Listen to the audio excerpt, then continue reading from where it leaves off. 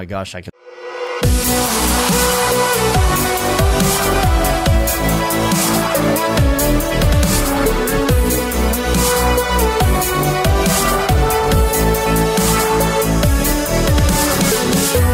What up, bros? Welcome to another Brograph Broadcast. I'm Dave. And I'm Matt, and joining us today all the way from Toronto, Canada. I'm going to say it wrong, but I'm going to say it with a French accent. So here we go. Justin Leduc. What Did I say it right? What up? Yeah. Yeah, close enough. Close enough. And Brograph is a supplement to our site, Brographcom, which is a motion graphics tutorial site with plugins, tutorials, podcasts, and other MoGraph stuff. And on the show, we talk about everything ranging from motion graphics to Cinema 4D, After Effects, plugins, render engines, doing business, doing taxes, being a contractor, or working for the man. And you can email us, Brograph@Brograph.com. Let us know what you think about the show and send us your comments and feedback. We'd love to hear from you, not just the Slack channel. We'd love to hear those emails. They're great. They're great. Send us your topics. Let us know what you want to hear about. It could be anything ranging from technical questions. It could be stuff that has to do with contracting industry and dealing with clients. Whatever it is, if there's something that's on your mind, let us know. Send us that. Or if you've got a guest you'd like us to contact and maybe get on the show, let us know. Absolutely.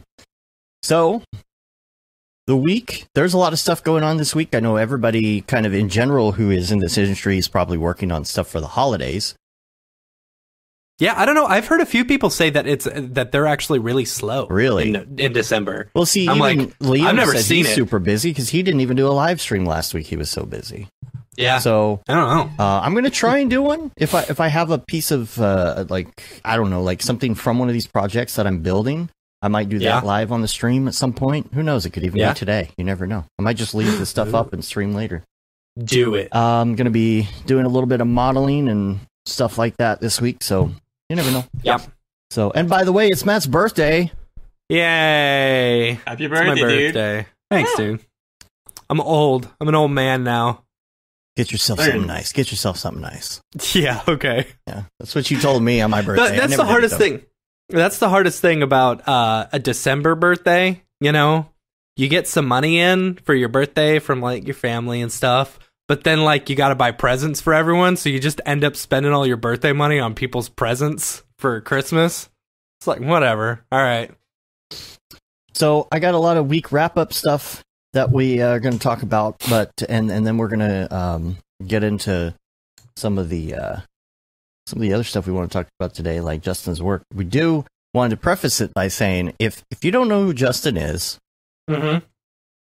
we have to we're going to not use that one word. We'll talk about that later. No, we'll use the but word. He did that one video. We'll just discuss it. We'll just discuss it. The video, if you've seen the video with the giant dude, Monster. Monster.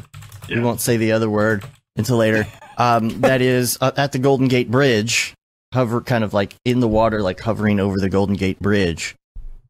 Then you know who he is, and that thing went That's a nice way viral, to put it. like to an extreme, to where like my friends were posting it on Facebook because hey, check this out. It wasn't even motion graphics. It broke the boundaries of motion. It broke graphics. new grounds. Yeah. Yep. It broke the internet. No, Like I wouldn't go like as far as saying that, but yeah. Like a Kim Kardashian magazine cover. Midget butt level. Yeah. Yeah, exactly. That level. I did tell you it's Matt's birthday. I'm looking at I lost my place in my notes here. Way to go. You know, one of the things, see, like doing the live, like another live stream later, I'm trying to like put everything into one day because when I'm scheduling things, I feel like I break up my day too often and I end up not getting anything done. It's kind of that whole concept of when you start a task, there's kind of a ramp up time and ramp down time, and you need that time or else you don't really get into what you're doing. So it's like if you're working on a project and you only get to work in like 30-minute or 1-hour chunks and people are calling you and emailing you, that's super frustrating. You can't get anything done. And so what I do is, honestly, I try to leave the house as little as possible, but there are things that you got to do. You got to go to the store to get the things that you can't get on Amazon Prime. And you got to run errands, and you got to go pick up your kids. You got to do all this kind of stuff, you know. And on certain days, I try to pick one day. I might have talked about this on the show before, but I take my list of things that I have to do for the week, and I try and put them into one day.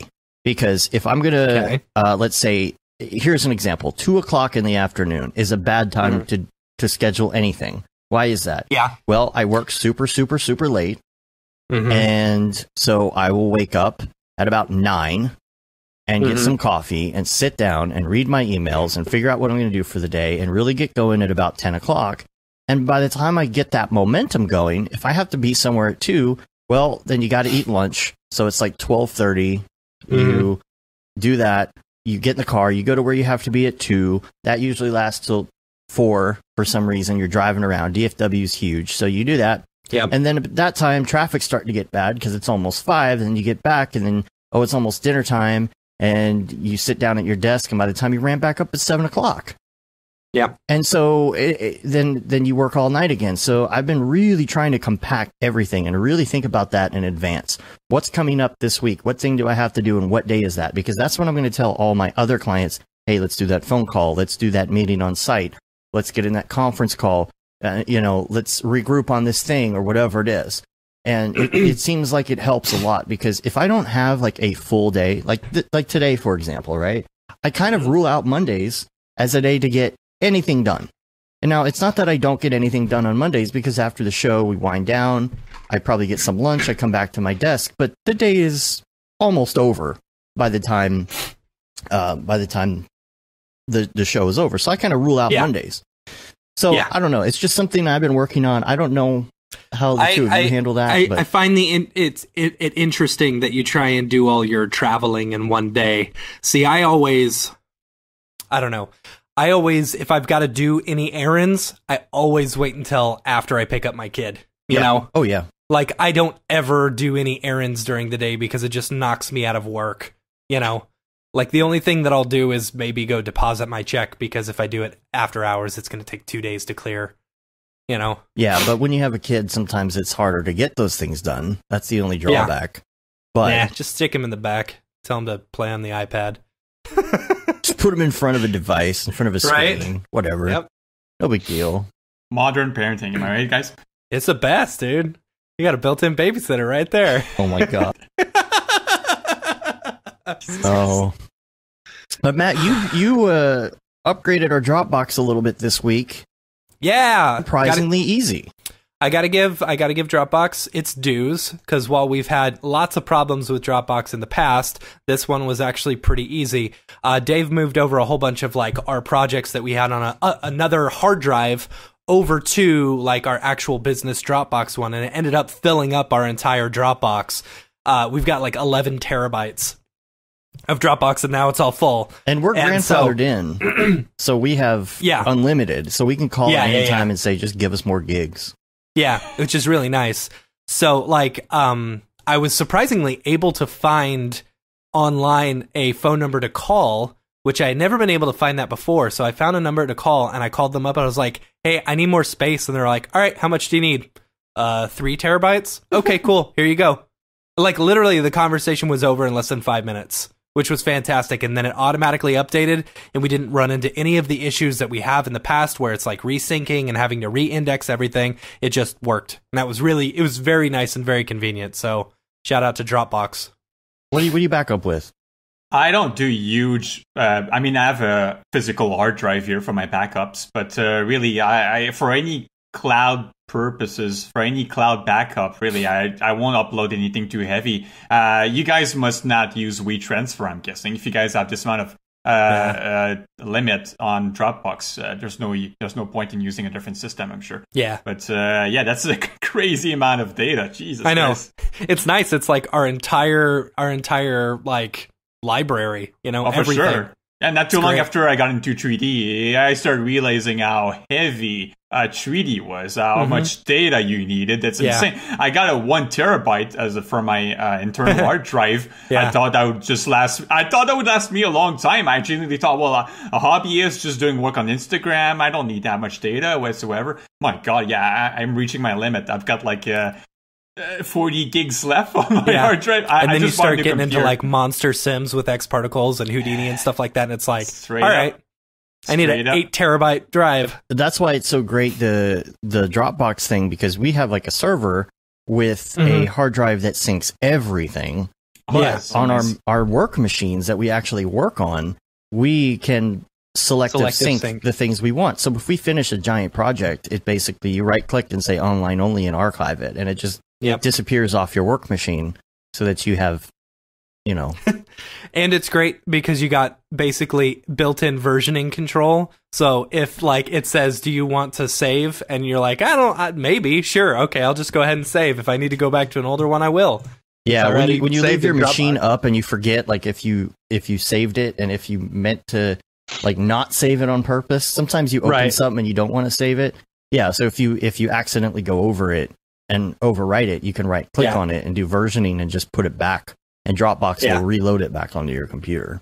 Yeah, it's pretty convenient. It's been pretty nice with all this massive amounts of data. Those caches, man, it's so great though. You got a crazy cache and you don't want it, you right click and archive it, and then you can just bring it back anytime.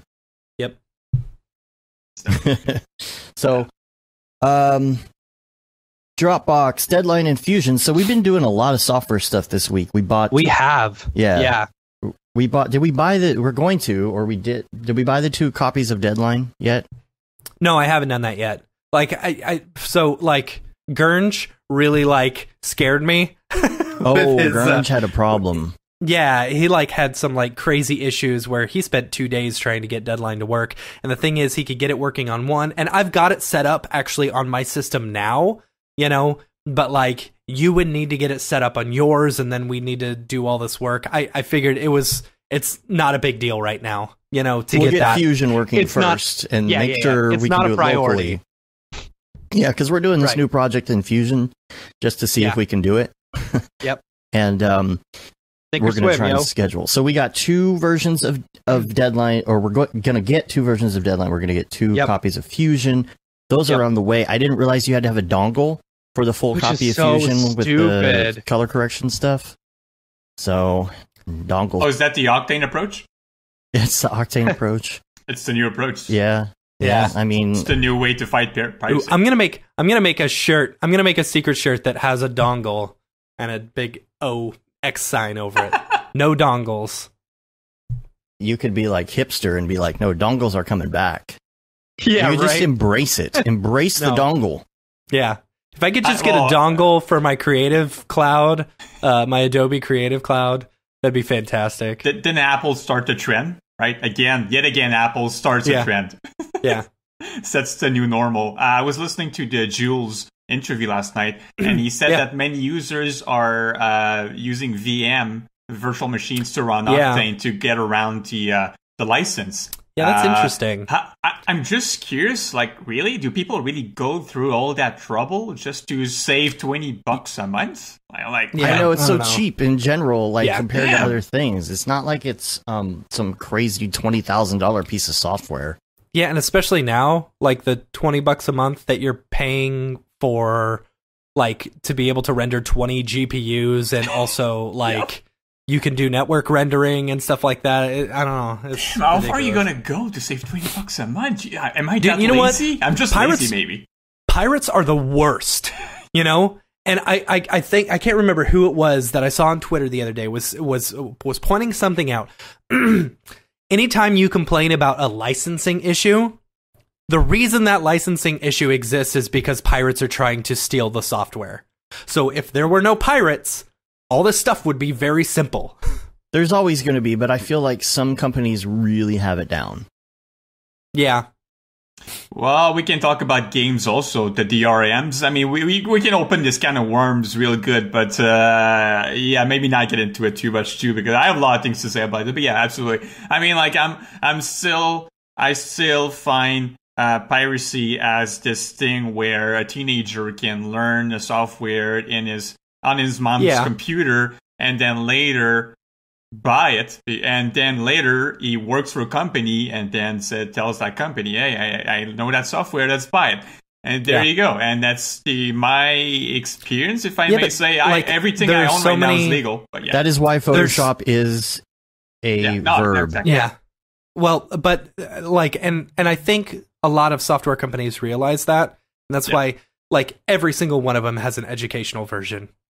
even like the most expensive ones like Nuke, you know, there's a free version of it that people can use in order to learn it. Houdini. You know, even now, like the last one that was holding out was V-Ray, you know, V-Ray for C4D. There is now that Chaos Group took it over, you can actually give it a trial now. Oh, cool. You know, and it's like, I don't know. it's there's no reason to pirate anymore. There's no reason. Oh, okay. Actually, I'll take that back. Oh, damn. No. This is funny. This is really funny. Guess we are opening this someone in the Slack, I'm not going to name names, you know, but they bought a piece of like a big model pack, right? They bought a big model pack, and the download speed was like awful. Just absolutely awful. So they went and pirated it and got it in like a minute or two, the entire thing. You know, it's like, okay, you paid for it, so I'm not gonna fault you there, but still, you know, it's interesting. So there's also an Octane. There's an Octane thing this week. What was it with? Okay, somebody Pixel Plow? No, oh gosh, we got to talk about that. I don't have that. Yeah, duh. Okay. So when somebody posted something on the Octane Facebook group this week, a lot of people got into this conversation. Someone was talking about not being able to afford a graphics card. So somebody posted, "Oh, we got like 17 1080 Ti's, and we're gonna load this all up here at my job or whatever it is." And this one person was like, "Yeah, but how can you afford all that stuff? You must be rich." And it's like, not necessarily. I mean, it's just a numbers game, right? Because you start as a graphic designer from the beginning and try and get some clients. And maybe you have like a really cheap card, and then you get a couple gigs. And another graphics card is only be like $800, which are lots of people's day rates. And that is if you're buying one of these like monster cards ones, you know? Sorry guys, sorry to cut you off. That's hilarious. $800. Come on. Not here in Canada, that's for sure. But yeah, that's true. Come on. I literally just spent $2,000 on my 2080. Just saying. Ooh, man. Yeah, just saying. Not $800 everywhere. Yeah. Wait, now did you get a TI? No, not even a TI. That's the thing. It's $800 in Toronto. Why? 2,000. That's 2,000 loonies. Let's see. Yeah, with what's taxes, the conversion? With taxes and everything. I just bought a whole new computer. Excited to build it. I'm getting it this week. But yeah. That's $1,500 US. But see, again, it's a numbers game. It's all a numbers game. You start with what you can afford. And and I say only $800 lightly because $800 is $800. But you know, when you're working and making a day rate and you start making a little money and you save it, you get a better graphics card, and then you do better work faster, and then you get more. And Nick and I were talking about this. Pickle Nick, you know. Yeah. His official name is Pickle Nick, by the way. Oh, it is? Oh, yeah, we did a poll in the Slack channel. He's the guy who we've been mentoring, you know, who's been working in my office with me. I told him, I said, you know, you could do the $20 a month Octane, and he's got a gaming computer, but it doesn't have a very good graphics card. It's got like a 750 Ti, which will technically run Octane at like a 35 Octane bench. And I was like, just look online. You can find a 1060 6 gig really cheap. And he found one for $160. Like, that's nothing. That's nothing. Yeah, and that's what I was saying, because the person came back, they're like, yeah, but then, you know, you always have to upgrade your hardware and all this stuff. I'm like, yeah, but if you buy a 1080 Ti for $160 right now used, that's going to last you a long time. Yeah. So I don't understand. If you don't have $160, then what are you doing? And then the guy's like, well, I don't do this for a living. I do this on the side. Well, that's understandable. But like, if you're doing this for a living, you can get enough gear to get by on a small budget until you establish yourself. Yeah. So saying that somebody's rich, that doesn't make any sense, because there is a cost of doing business. And honestly, if you take how much money you can make as a motion graphics designer in a year, and then you subtract the cost of one graphics card, that's not going to be that bad. It's negligible. I'll be real with you guys. If graphic cards were $800 a year, I would have 4 2080s in my computer right now. Yeah, and it's going to take longer, but it's unfortunate that that's how it is in other countries. Yeah. But Billy in the chat room did say that he's 10 minutes from the Detroit, Ontario border crossing. So he'll toss one up. He'll toss it over the barrier to you. Please, Billy, can you throw a football well? I could throw a football over them mountains. Wish I could go back. I'd make state. Coach, you just put me in. For real. So, I understand. I understand what the guy's getting at, but it's like, dude, the guy posted something from his work. They're doing probably massive projects there, and they bought 8 1080s. That's a drop in the bucket. Yeah. And if you're able to also charge it out to a client or something like that. Yeah. 1080 Ti is what, $400-$500 maybe times 17. What is that? I don't know. We've done this not a bunch, but a couple times when we got $8,500. That's nothing. Yeah, and when we got a big project coming up, and say somebody gets in touch with us, we got like a $20,000, $30,000, $40,000 project. Then that's a good time where we're like, you know what? This would be a good time to invest in 4 more cards or build a new system. We've done that before. It's like, well, this is only going to be X amount of percent of the budget. Let's go ahead and buy another computer with this, because we're still going to profit from this. It'll help our project go faster, and then we'll have another machine. Or if you can render it on site for, if you've got the power to be able to render it on site, but you can also, get away with charging for render services and stuff, then do it. You can use that money towards, more cards for yourself. There are ways. All right, what else is on the agenda here?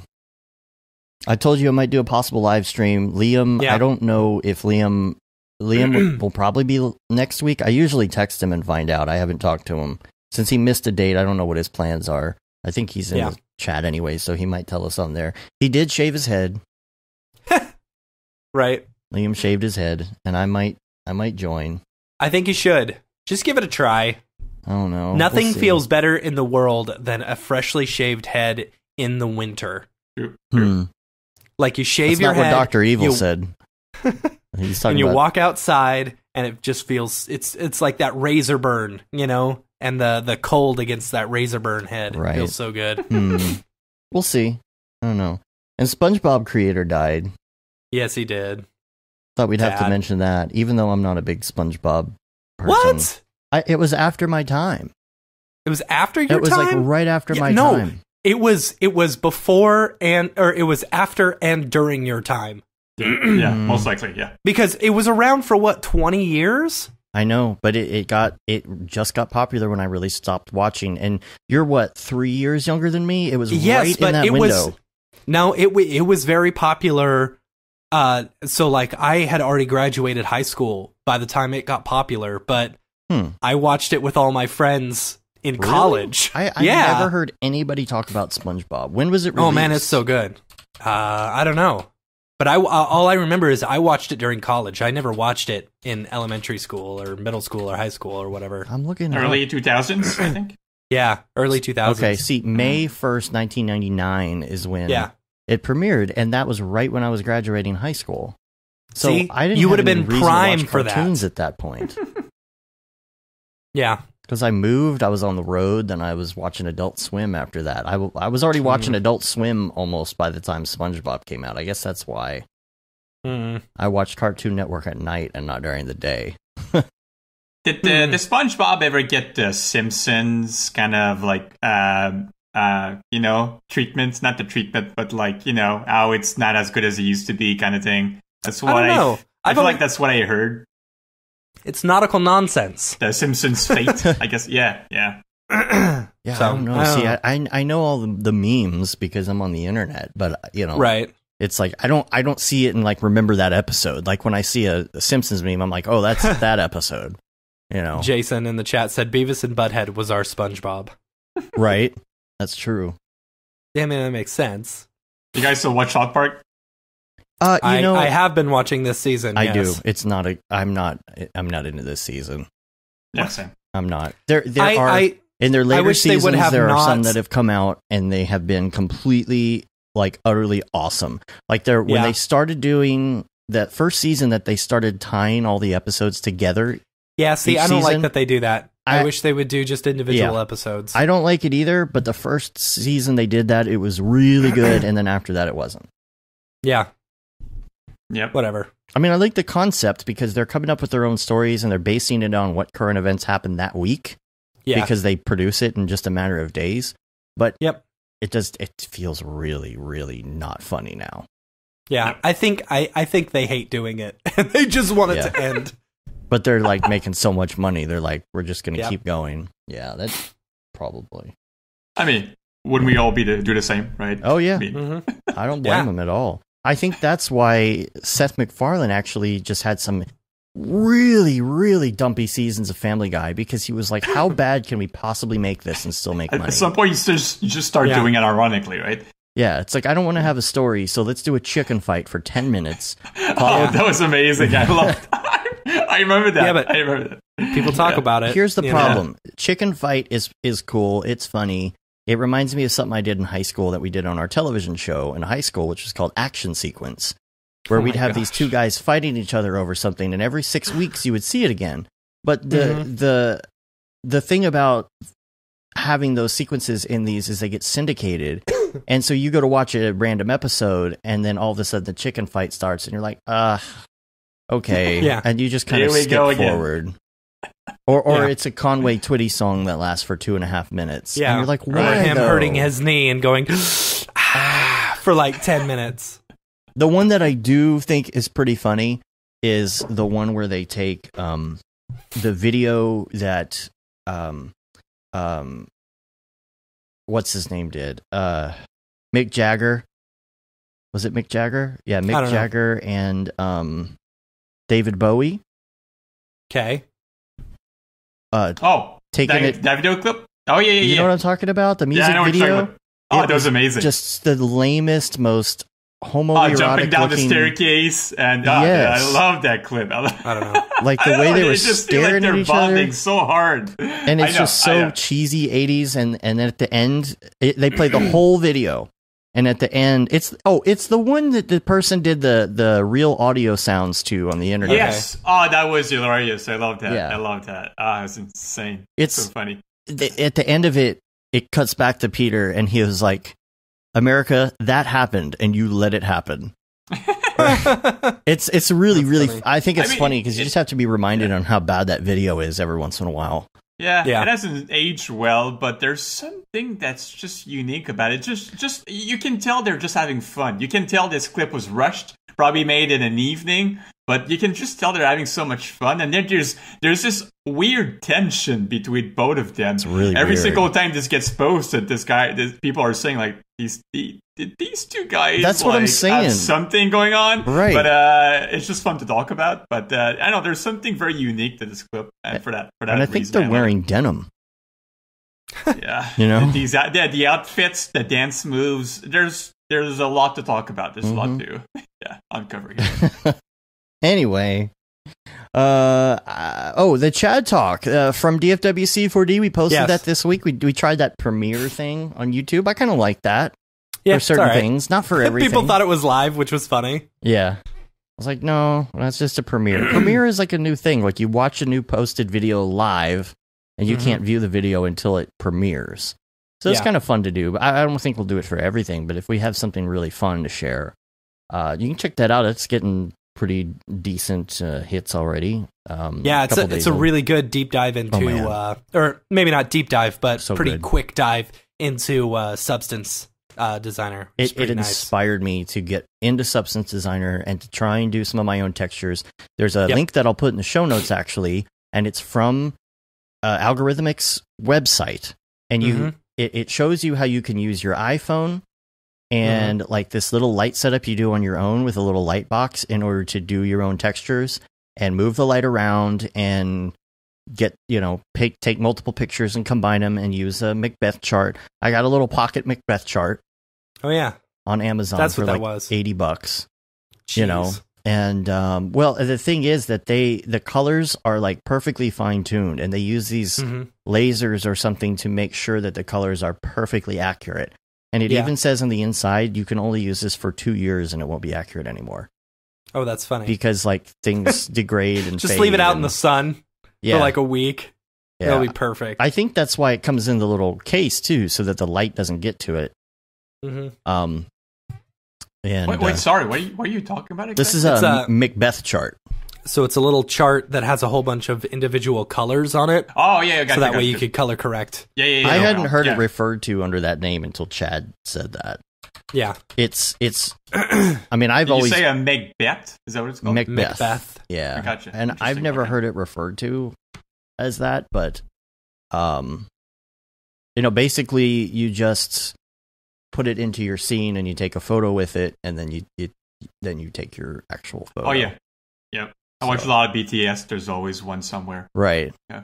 And we've had them on some of the shoots that we've done. I've never personally used it, and I'm doing those texture stuff, and I would like to, figure that out. So I'll probably be finding some good resources as well. You can see right here, like this one here, someone's holding it up. There's tons of stuff on it online.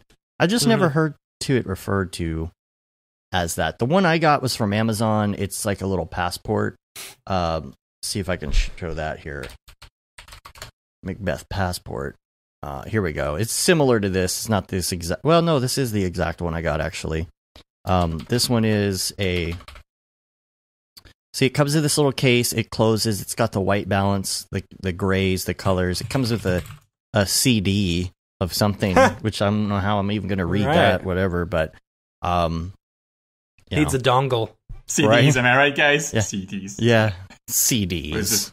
2005.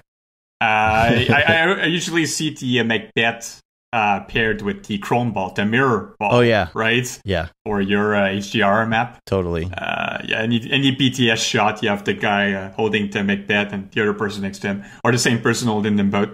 Yeah. There you go. I like Billy's. Yeah, leave it in the sun, and then. It can have he said it could have the faded Blockbuster 2004 vibe. I think maybe that's going to be a thing. You leave it in the sun and let it fade, and then you still color correct off of it. And you come up with a unique LUT called Faded Macbeth. Oh, I like that. Yeah? Yep. Yeah, Kevin, I'll print you one off the office printer. I'm pretty sure those colors won't be laser accurate, but it's worth a try, right? Pretty nice. It's pretty good, I guess. Oh, boy. He said it. He said the thing. All right. X Particles. So much software stuff this week. I've been diving into stuff, and it's been really fun. It's really fun when you get a big project you can dive into some stuff on. And it can also be frustrating because your R&D takes a little longer. Been playing with a lot more X Particles this week to try and figure out some techniques that we're going to use on this project. And there's some things I absolutely love X Particles, but there's some things sometimes I can't figure out and I get frustrated with. And I don't know if it's just me or if I'm bad at Googling things or what it is. But there's so much great stuff about After Effects, but there are these little itty bitty things about, did I say After Effects? X Particles. Did I say After Effects? X Particles that I just sometimes can't figure out, and I can't find a good resource for. It's nobody's fault. It's not like they're doing a bad job. I mean, you look at their manual online, and it's ridiculous. But it's so great. I love it. Thank God for the manual. Yeah, and their Discord, because Bob sent me a link to the Discord, and I got in there, and I did find a lot of answers by just doing a search. You go in there. So, for example, I was trying to find information on how to do snow, and not snow falling from the sky, because that's easy to do in X Particles.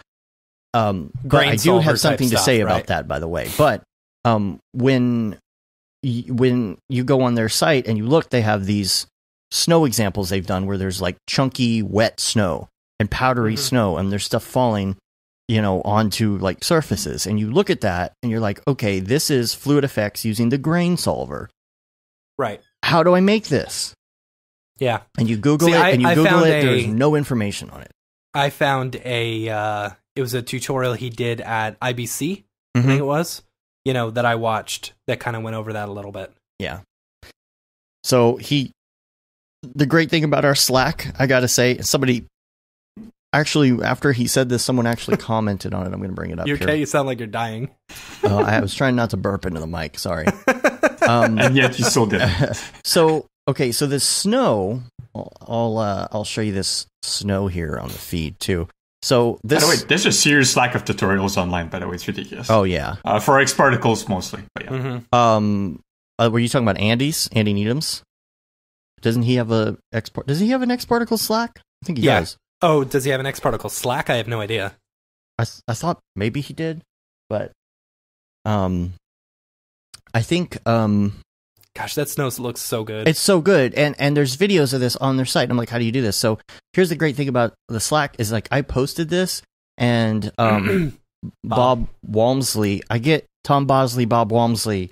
Oh my gosh, it's so hard. They do the same. It's so funny. It's so hard to say they both do X particle stuff. I emailed him last night, and I was looking out his name in my inbox. What's his name again? And I kept messing it up. Anyway, whatever. That's not. So, yeah. He posted this. We'll just call him combined Bob Bosley. Bob Bosley. Tom Walmsley.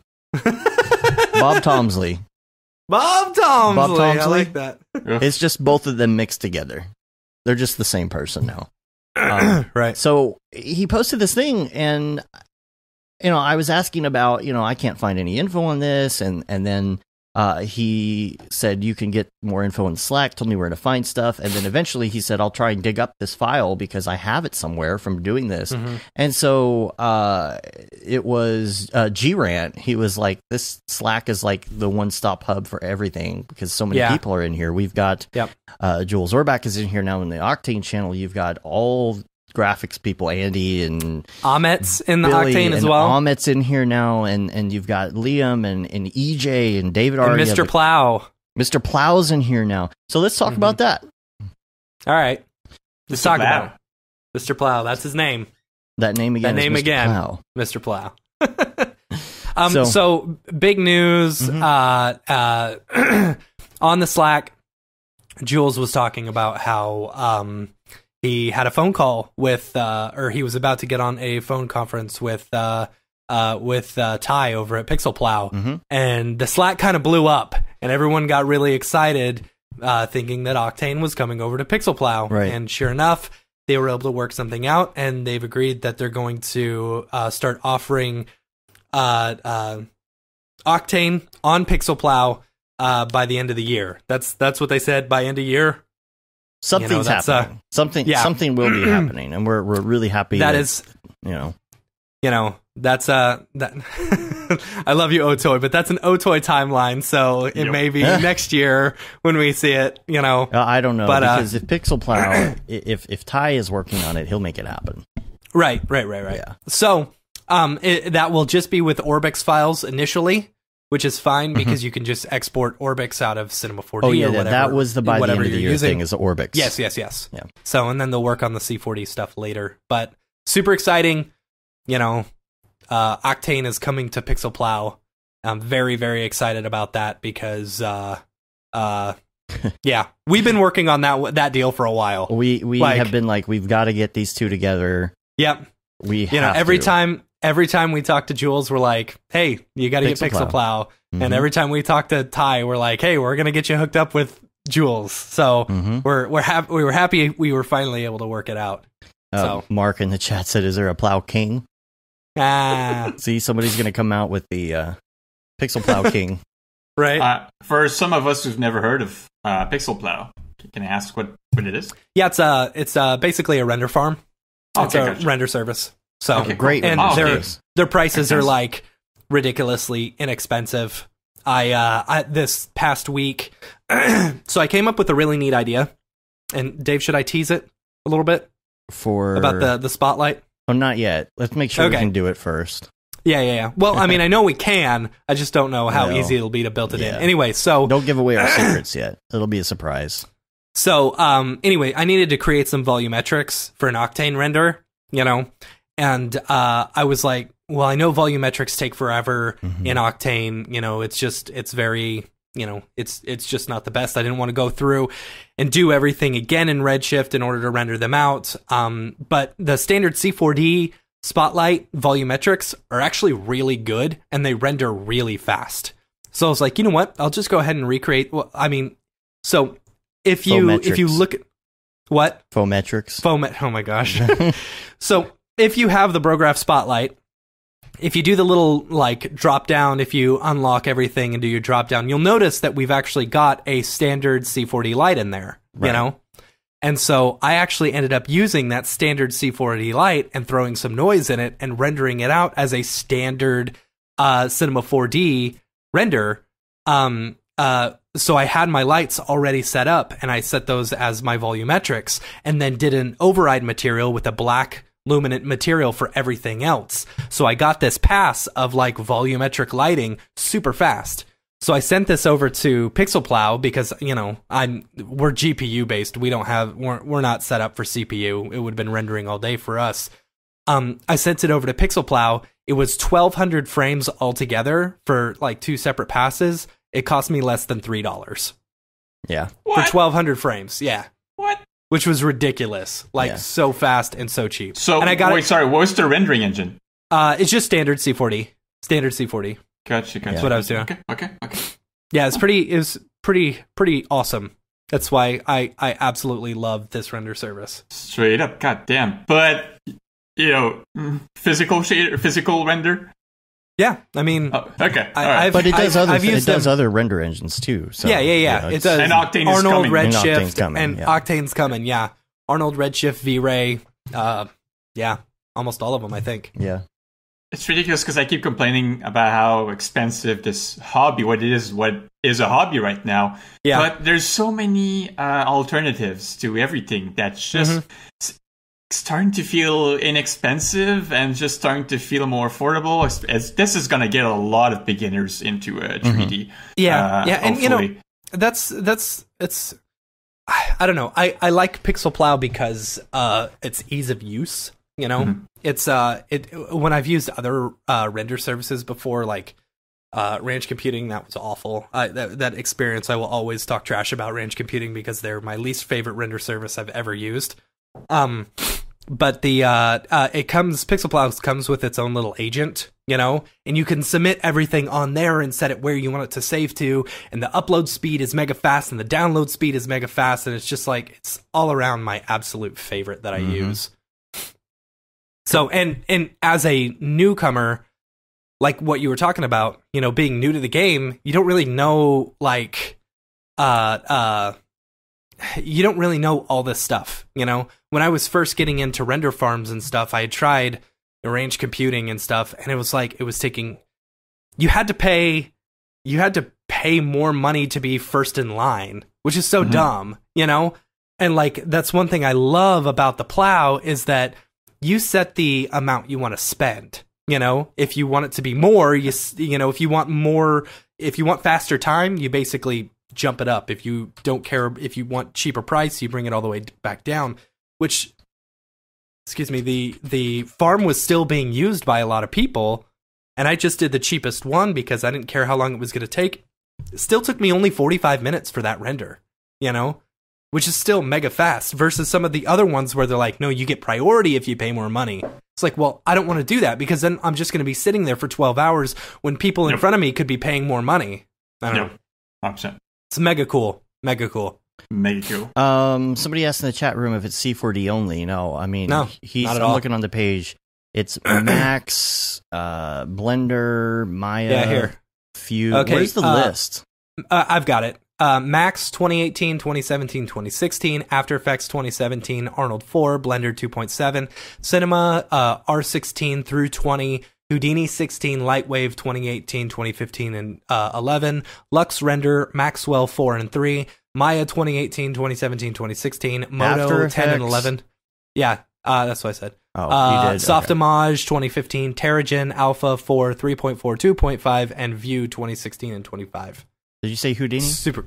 I did say Houdini. RealFlow? I did not say RealFlow. Is that on there? Well, those are some of the plugins that are also built into it. You know? Yeah, because he's got like Grayscale Gorilla on here. Yeah. There's tons of tons and tons of stuff. Now say it 10 times fast. Yeah. We missed you, Kevin. Where have you been? After Effects is weird. Yeah, I know. I wanted to send some stuff to After Effects to try and test it out. Because I had an After Effects render, it took me 4 hours to do. was just like, man, some of this 4K stuff is just taking so long. After Effects, if it could just get faster. Over 1080, Adobe, if you out. could just get better. Just get better.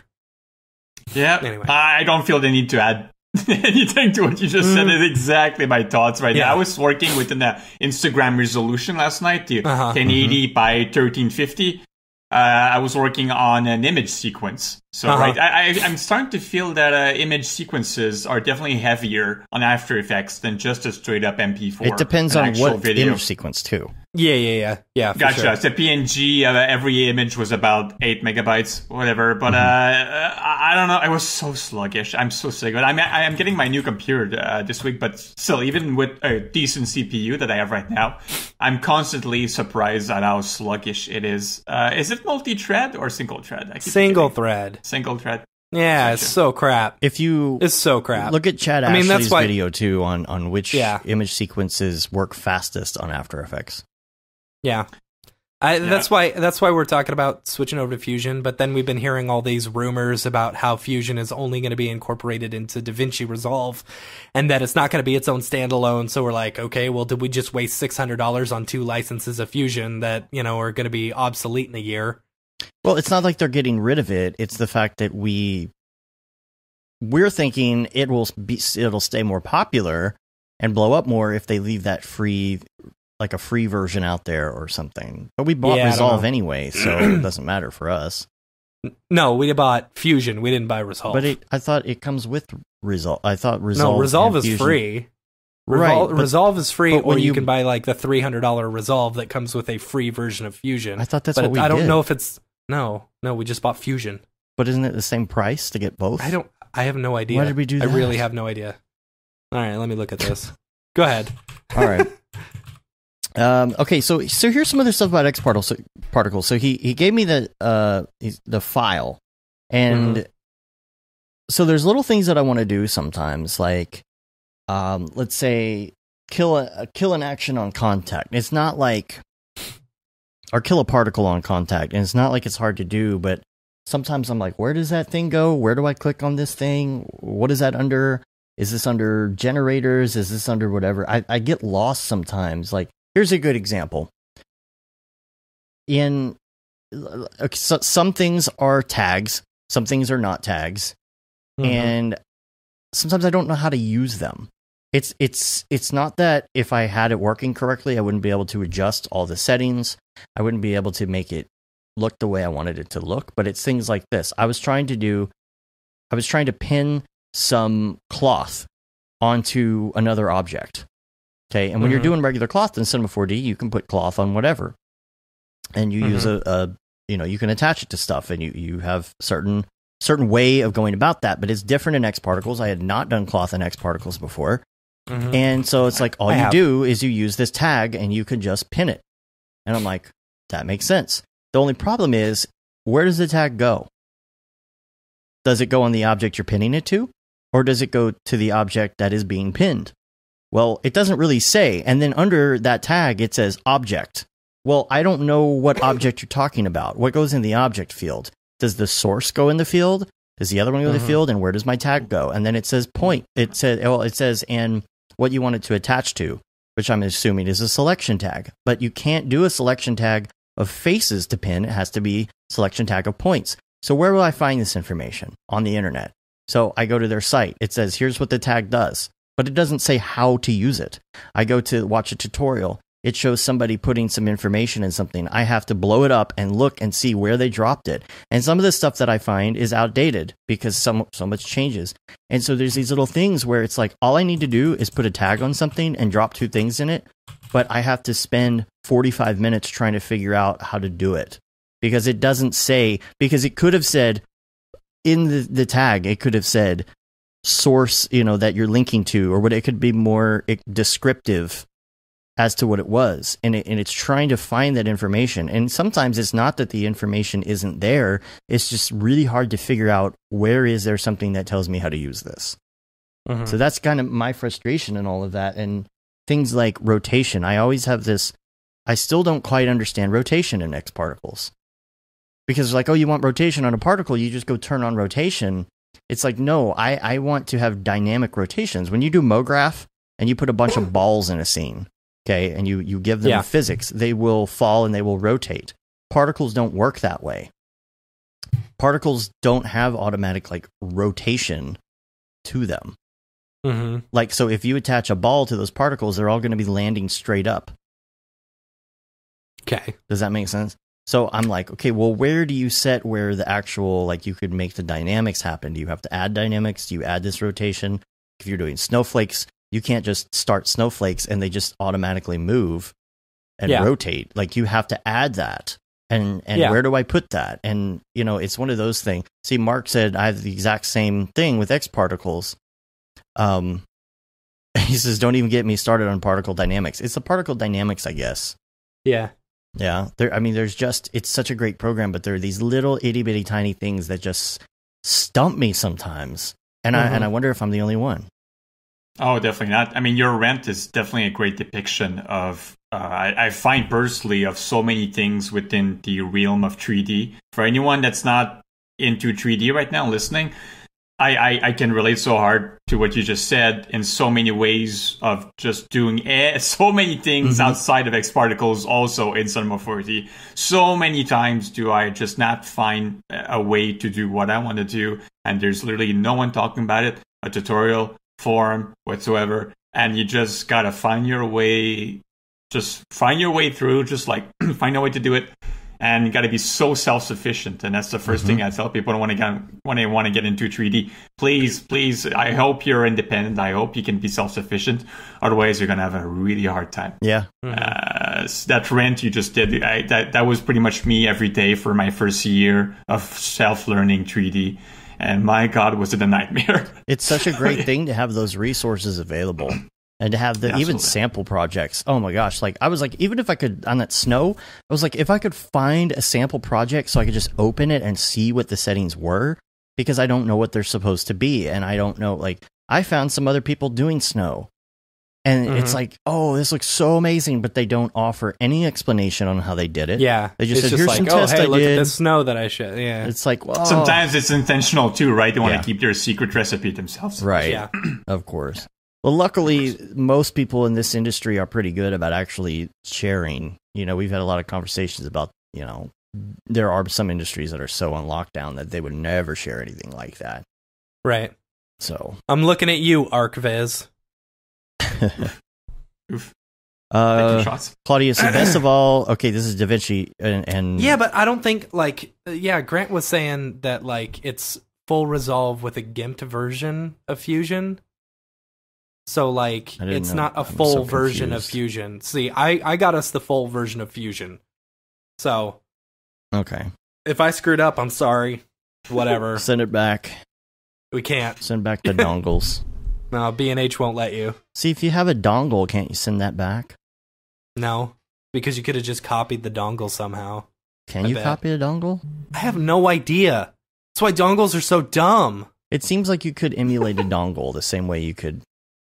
I don't know. Would think so. Seem like it.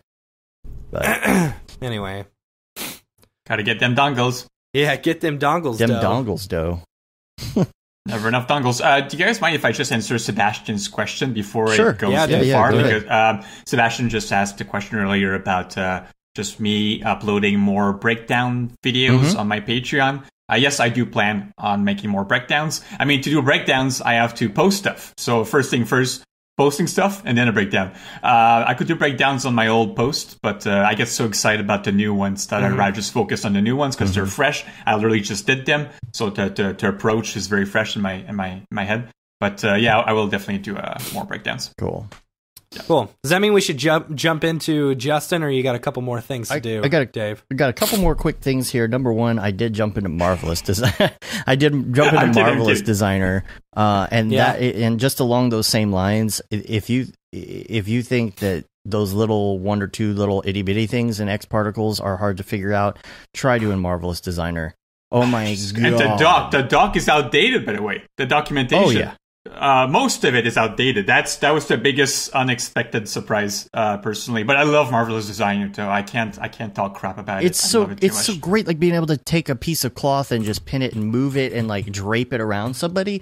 But it's like, oh my gosh, you tried to figure out how to do anything, and they're 7-year-old tutorials that look nothing like it looks now. In the documentation, it's like that button isn't there, and I don't know what it's called. And my biggest gripe is I spent 1 hour yesterday trying to figure out where are the coordinates listed for these things. I accidentally turned my model a few degrees, rotated, and I cannot find a field that says 0 out PSR. There is nothing where you can type coordinates. Am I crazy, or is it hidden somewhere? Or does it not have it? I've been playing with Marvel's Designer for 1.5 years, and I wouldn't be able to tell you, to be honest. So there is nothing. If you accidentally rotate your model, there is no way to make sure it's back at 0. That's a very good question. It took me a long time. First of all, you know how you move your gizmo of the avatar? Yeah. And for the longest time, by default, it moves depending on the angle of the viewport. Did you realize this? The way you move the avatar, it just doesn't move in the axis you want because it moves based on the angle from where you're viewing the avatar. Yeah. And then you need to manually change that option so that if you move the axis of your avatar, it actually moves in the axis you want from whatever angle you're viewing your model from. Why is this a thing? Yeah. Why is this enabled by default, first of all? And who came up with this? There's got to be a reason. I just can't figure it out. I had the hardest time literally just moving an object on the Y or X or Z axis. Yeah.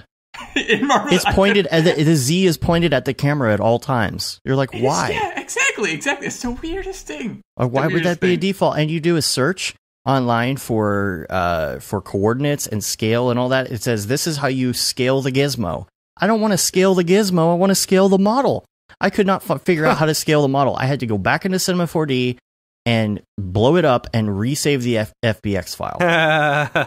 That's funny. And it's like, why? I don't know. And the other, that's why I'm starting to love the idea of Houdini. I'm seeing these people do every single thing in Houdini. Yeah. Create a garment, put it on the model. You model there, then you create a garment, then you put it on your model that you modeled, and then you just do the simulation there. It's all in the same software. Amazing workflow. I'll be honest with you guys, I'm getting a little sick of this workflow of Dash 3D, Marvelous Designer, Cinema 4D, and every other step after or whatever. Just, God damn, it's getting to me a bit. That's why Brandon Parvini was... I talked about the rant that he did when we were hanging out at Seagraph. Was it Seagraph? Yeah, Seagraph. Yeah, Seagraph. And how there are these little things that people are doing in other pieces of software that if Maxon found a way to implement, I know some of this stuff is a lot of work, but some of these little things that we have to go to another program for like 10 minutes, if they could put some of that stuff in and be like, oh my gosh, I can stay in Cinema 4D. I'm used to this interface. I know I have good resources and documentation, and I don't have to do this. I mean, I love R&D and I love coming up with looks and messing with things for a project. But if I go into a piece of software and I have to search for an hour on how to move the rotation back to 0, that is ridiculous. It's like when people was talking about moving the camera. It's going to take me an afternoon. I just need to, how do I move the camera? Yeah. It's nuts. We can relate. Woo. Now, another piece of software I do absolutely love, and again, this was inspired from Chad Ashley's talk, is PureRef. I've heard about PureRef. I knew I should get it. I thought about getting it, but once I got it, I'm like, I love it because it's fully customizable. This is one of those that like will let you do these customizations. You know, you go to Marvelous Designer, you can't change your shortcuts to make everything work like Cinema 4D, but you can PureRef. You can put all these images in it. You can look at your references. You can compare them with what's on the screen, and you can change the shortcuts. I make my shortcuts work like Cinema 4D, so I can hold down the one key and drag, all of that. PureRef is really, really great, and I can't stress enough. I knew it was great. I heard it was great, but I'm actually using it now, and I recommend that. Like, it's free, so go load it up and try it and see what you think. Yeah. Gav what else Grant. software have we bought this past month? Jeez, it's like Substance. We upgraded our Substance. We updated 2 licenses of Substance. We updated 2 X Particles licenses. Yeah, 2 X Particles. Yeah. We bought 2 Marvelous copies Designer. of Marvelous Designer. 2 copies of Fusion. 2 copies of Fusion. 2 copies of. Well, we're gonna get 2 copies of Deadline. We also bought the Everyday Model or the Everyday Material Pack. from Grayscale Gorilla, which, so by the way, playing with that so good, dude. So good. And once you watch his talk, legit. When you watch his talk, you're like, I am buying this. Yeah. Which one exactly? The Everyday Material Pack. Is it for Octane or? It's for Octane. It's for Octane, Redshift, and Arnold. It is not for. But it comes with. The thing is, it comes with all the maps. So, literally, you could buy it and use it in any software as long as you know what you're doing. Gotcha. But yeah, it's legit. Like, you know, a lot of material packs that I've bought in the past, I've like bought for one specific material, and they just end up being total crap. You know, but this one is probably the most legit one that I have bought ever. I totally recommend it. And what is it? Oh boy, I just saw this. Did they end up in your content browser? December 10th. They're having their annual 40% off sale. So, so if you're thinking about picking it up, wait until December 10th and pick it up then. It'll be 40% off, which will be awesome. Troy asked if it's only available for Octane 4. I'm not sure, but it is only Octane 4. Yes, because there's stuff like metalness and all of those different options that are being used. And, and universal shaders and stuff or whatever. So but and what I didn't get at first is if you are using an Octane, you have to put the materials into you don't your OpenDB. Have to. Well, you don't have to. There's no actual materials. They're Orbx files. But I mean, I think you can download them. Something, you know. I'm pretty sure you can actually use the straight up ones if you want, but it's easiest just to put them in the live database. You know, just super easy. So last thing on the week wrap up before we get into the meat of the show, as it were. It always usually takes us an hour to get in the meat of the show. Is I have been collecting some, not a lot, but some outtakes and good moments from the show. More outtakes than anything. Oh boy. And what I would like to say is, I don't know if someone's bored or if somebody's binge listening, which means they're probably not to this episode yet and it will be too late. Yeah. But if somebody's going back, whatever it is, if you're listening to the show, if you ever come across like a clip that you think is really great or something that's funny or an outtake or something that would be good in a clip show eventually down the line, we would like, if you can clip it, great. If you can send us at least a time code or something, that'd be great, because I think at some point when we have like a holiday or something, we'll do like a best of or we got some really funny outtakes, I think. Yeah. And we've got some outtakes that were like off air or when we were recording, setting up, or things that if you're a listener of the audio version of the show only, which is most people, you wouldn't have heard, because stuff that happens in the live stream or whatever. So that wraps that up. So Justin, let's talk about you now. Let's learn about you, Justin. Let's do it. I want to start off. We'll start off with the piece that blew up your Instagram. We'll start with that. Which one? Okay, you don't want to call it the. I'm going to call it this. All right, because we're going to talk about this. All right. So we've been calling it the Grim Reaper piece. The Grim Reaper piece. Dave, are you able to bring it up? There you go. Yeah. Okay, cool. So, and I saw this piece on Reddit, actually. Someone had posted it on Reddit. Somewhere else. Facebook. And then probably the creepy subreddit. I posted on the Cinema 40 subreddit. Top post of all time is subreddit, of course. But the creepy subreddit, it blew up pretty good. Yeah. It went into our all. So yeah. So it's interesting. So now you're saying it's not a Grim Reaper, correct? No. You're going more for the what was it? The Lord of the Rings, the Ring Wraith.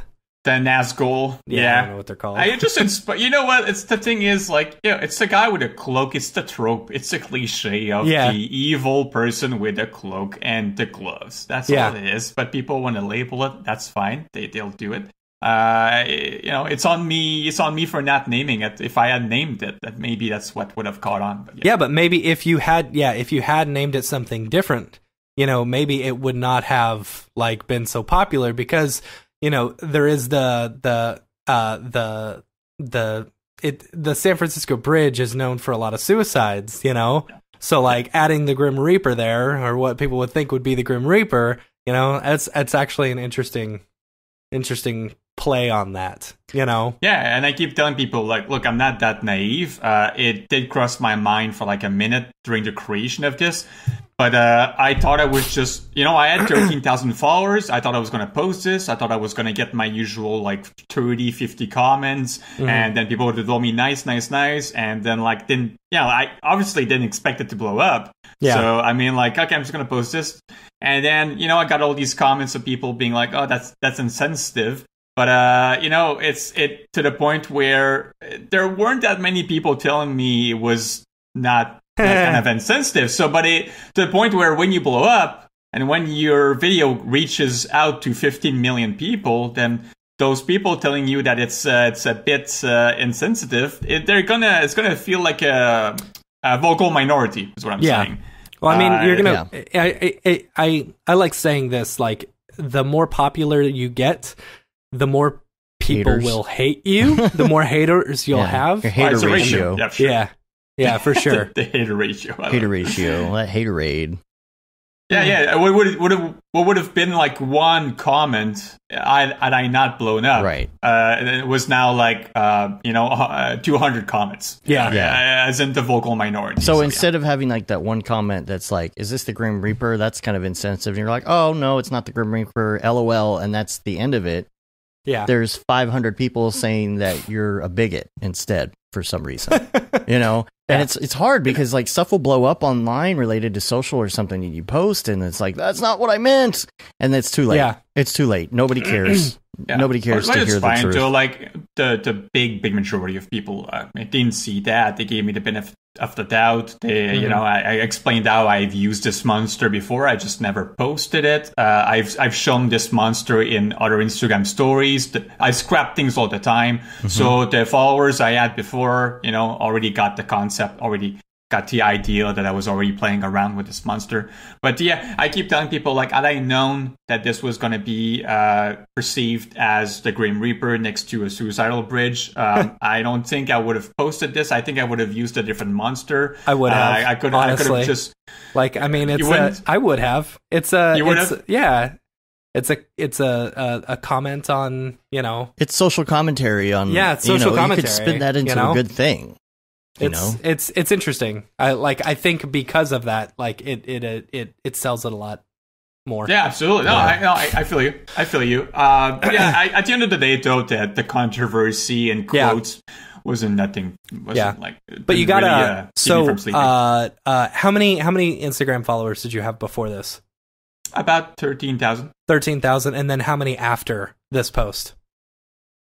How many after? Like directly after? Like well, what are you at now? Basically, what are you at now? That's almost 600,000. Yeah, which is more than Beeple. So, yeah, that's the thing, right? I keep telling people, how awkward is it to have more followers than your idols? Right. But again, Beeple gets a gig with Louis Vuitton. I don't have this kind of like, it's Not about yet. the opportunities at some point. At some point, you have a number, the number gives you power, but really the real power really is the opportunities. I was getting some really good opportunities when I had 13,000 followers. I had a deal with Reebok. I had a deal with, some companies that were, I think, really great. But really, and I've gotten some really great opportunities, of course, from this viral video. But it's not as if I was taking on more opportunities. I keep my day job, but all that stuff. But we can talk about this later. But yeah, absolutely. But you were doing a lot of photography, right? Before that. Because like a lot of people, look at Nick Campbell, for example. Grayscale Gorilla started as a photography blog. I didn't know. So did I think people started doing photography? Yeah, well, he was doing the hand drawings too. He started with hand drawings, and so sometimes something starts out like that. I've noticed a lot of people, we always say come from graphic design or they come from video and they get into motion graphics. There are photographers that get into it too. And so I was looking at your Instagram. It's like a whole bunch of photography, and all of a sudden it makes that switch. So how did you and when did you start making that move, and why? Yeah, my path, my journey, I guess, is a bit, interesting or whatever. I started, when I was 15, I started doing After Effects. I discovered After Effects. It's the first software really I fell in love with. And then much later, I learned Photoshop. So, kind of weird where I learned the After Effects before Photoshop, but when I started really getting comfortable with both After Effects, Photoshop, I started doing a lot of amateur movies for myself, back when YouTube was not a thing. You guys remember too, I'm sure. So, and then did a lot of homemade movies and whatever movies. That sounds weird. But and then I basically, as soon as I got into Instagram, Instagram was like very immature, like maybe 4 years ago, this newborn little baby of a social network. So people were trying to figure this stuff out. So I was like, all right, let me try. I see people that I'm following do photography, and they're doing photography in a very fresh way. And I'm seeing like, Instagram being what it was. Very little art on Instagram 4 years ago, as little as 4 years ago, maybe 5 years ago, not sure.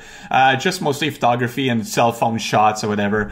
And as the platform matured and as I started seeing more art on it, I basically like, okay, well, I know Photoshop, I know After Effects, I know this is where my comfort zone is. Let me keep doing photography while I'm starting to post more and more composites. So I started very gradually. So it's like straight up photography and then a bit more, integrated elements, composites, and then like slowly delving into 3D, full-on 3D renders. So the progression was very slow. But the photography phase felt very awkward because I don't know. I mean, I was basically doing it because other people were doing it. Really, it's not really my comfort zone. I love photography, but it's not my like number one comfort zone. But I love portraits. Excuse me. I still want to keep doing portraits, though. That's the thing I like. But I keep like, it's kind of weird because when I was 20, I stopped doing video altogether because how time consuming it was. I was just doing stuff for myself, right? And I was like, I love doing videos and whatever in After Effects, motion graphics, or like integrated elements into my videos. But I just like got so sick of it. It's like, okay, it's way too time consuming. So yeah, I turned 20, I started just doing stills. I was just doing like these still composites. And then it's kind of funny how I'm back into doing videos and I'm back into grinding and killing myself over doing videos, and people, no one's imposing this on me. I could do stills, but you do videos, you stand out, you show off that you can do animation, you show off that you're better than people doing stills, and then you show off your skills. It's a great way to show your skills and to get better storytelling out there. And animation is just a great way. It really, really, really sucks that Instagram's video quality is so bad. That kills me every single time I post video. Oh, yeah. But, I could talk a lot about this, but I'd rather keep it for myself. I would start cursing. See, I'm not a big Instagram person. Yeah, and, we post some stuff on there, and I do notice that it gets, if you use hashtags correctly, it gets a lot of play. You get a lot of likes really quick. That's the thing. That's where people are. Yeah. I mean, like Instagram, when I blew up, people asked me, hey, did Instagram contact you when you blew up? I'm like, yeah. They called me and they asked me what I thought of. They asked me what I thought of Instagram. That's interesting. And what I wanted to say is, they asked me like, so why Instagram? And it's really funny because like I don't think I gave him a good answer. I feel like I just told him what they wanted to hear. But it's really because that's where people are. Otherwise, my God, I would be on our station. I would be anywhere else. It kills me every single time that it's such a small little medium, such a small and compressed medium. Yeah. But, wherever you are, though, you have to adapt to the medium, whether it's TV, wherever it is. So it's part of the game, but it's really not the ideal medium. 10 years ago, I thought like in 2018, I would be posting like on these big screens and my work would be displayed on big screens, but it's the complete opposite. Like I thought I'd be posting in 4K or whatever the resolution was going to be. I thought like technology would get to a point where I would do these renders or these composites and they would be displayed on these massive screens. But no, we're back. I feel like we've gone backwards. Everything comes full circle. You used to want to have the smallest phone, and now everybody has the biggest phone. Except me.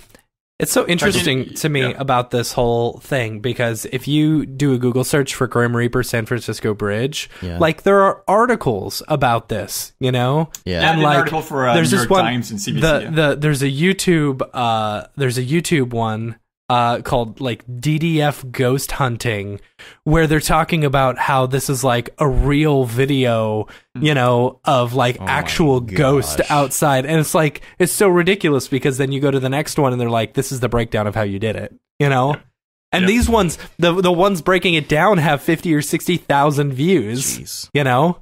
It's crazy to me. Do you get a lot of people pirating that? Do a lot of people copy it, try to repost it on different platforms? That same video, or you mean like that rip-offs? Well, no, that video, like take the exact same video. Yeah, I mean like the ones that reposted without tagging me, I don't know about because they're not tagging me, right? So I wouldn't know. But there's been a lot of times I do a Google reverse lookup for my work. Mm-hmm. This one is a video, so it's a bit trickier, right? It's kind of like you just grab a still from the video and you try to look this up, but it doesn't always work well. I mean, this video went viral to the point where it's outside my control. My last posts on my Instagram were definitely more constrained, like in control. There were, like I could really just get a sense of where it was reposted online. Maybe like I try not to bother with people like reposting my content without tagging me, because it requires time and so much energy. I've learned my lesson. Really, I just got way too involved in the past with this stuff. I'll file a copyright claim on Instagram, and if it really bothers me, if I feel like I'm really just they're stealing, in quotes, like a lot of viewers from me, a lot of eyeballs. There's this Facebook page that reposted my content, this video, without tagging me. The video got 50 million views. Jeez. No credit. That stung. That stung a little, and I filed a copyright report, and it was taken down. But then people try and make money off of it. They try and do ad. Exactly. I mean, that's the thing. Exactly. 15 million views. That's going to bring a lot of people to your Facebook account, first of all, and you're obviously using that Facebook account to promote your commercial product or whatever. Right. And it's funny because after it was taken down thanks to my copyright claim. They posted I don't want to say ripoff, but the guy did the exact same thing I did, just with a different structure. It was a red cloaked giant monster with gloves, like twisting this tower. Well, I'll say it's cool. A ripoff. Okay, if they posted yours first and then did that, I mean, for sure. But you know what? If it's well done, I appreciate it. That's the thing. If it's well done, I'm like, okay, cool. Do your thing. Find your own ideas. But you know what? I'm okay with it. That's fine. What hurts is when I see people ripping off my idea and it's terribly executed. It's really badly executed. That's the thing. That's like, I feel like there's a part of me that you took and then you just butchered it completely. That's because, anyway. And then so they posted the ripoff and then they got like 15 million views. And they must have made a lot of money from just that concept. See, that happened to me on YouTube a while back. I had a video with 12 million views, and I wasn't doing AdSense on it. And the people that were ripping it off, like some of them were trying to make money off of it, and I was like, you kind of owe me that money. You took my thing and made money off of it and got 1 million views, so I had to do a lot of that kind of takedown stuff. Now on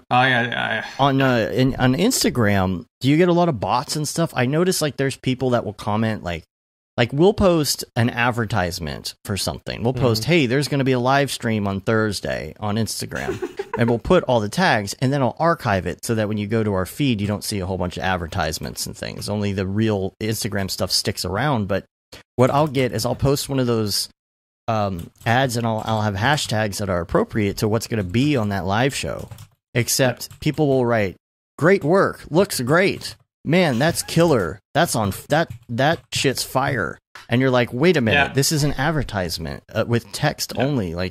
So it's like they're taking that hashtag and they're just automatically doing these responses to anyone with the hashtag. Exactly. I mean, I was getting very few of those personally. I feel like these people will target social influencers, kind of like people who are already just promoting brands or already doing some kind of marketing or social influencing. For artists, I have found that I've gotten very few bots, or I see very few bots on my fellow artists' pages. But I don't know. It's not really consistent either. But I personally, very personally, I've gotten very few of those. But at a certain point also, not to brag, but when you blow up and when you get a couple thousand comments, you don't really go through every comment anymore. You can't. Yeah, exactly. It's right. like our Slack channel. I realized I had, how many did I have? I think I had... It was 19,000. I had 19,000. No, 9,000 because at 10,000. 10. That's right. Yeah. 9,000 messages, and I couldn't read them all. Like, I tried to keep up with their Slack, and I can't. It's outside of your control, so there might be a few bot comments from bots in my comment section. But, whatever. Instagram is taking action this year on bots. And on fake likes and such. So that's great. That's really good news. Yeah, because you want to have those quality followers. 100%. I mean, 99.9% of your followers are going to be quality followers. Yeah. So bots are such a small little, minority. So as far as once this kind of blew up and stuff like that, were you able to monetize the popularity of it? Like, were you able to I know you built a Patreon page and stuff like that. Like, have you had a lot of subs to the Patreon page to see the breakdowns and stuff? Or also, like, have you gotten contacted from people saying, hey, I saw this work, it's very cool, I'd love you to do some more stuff? Or like, okay, let's talk about the aftermath of going viral in an Instagram world. Like, how much time do you have? Well, yeah, I was gonna say, like, how many hits did you get? On how many views did you get on it? It was like over 15 million or something. Like, across all of these things.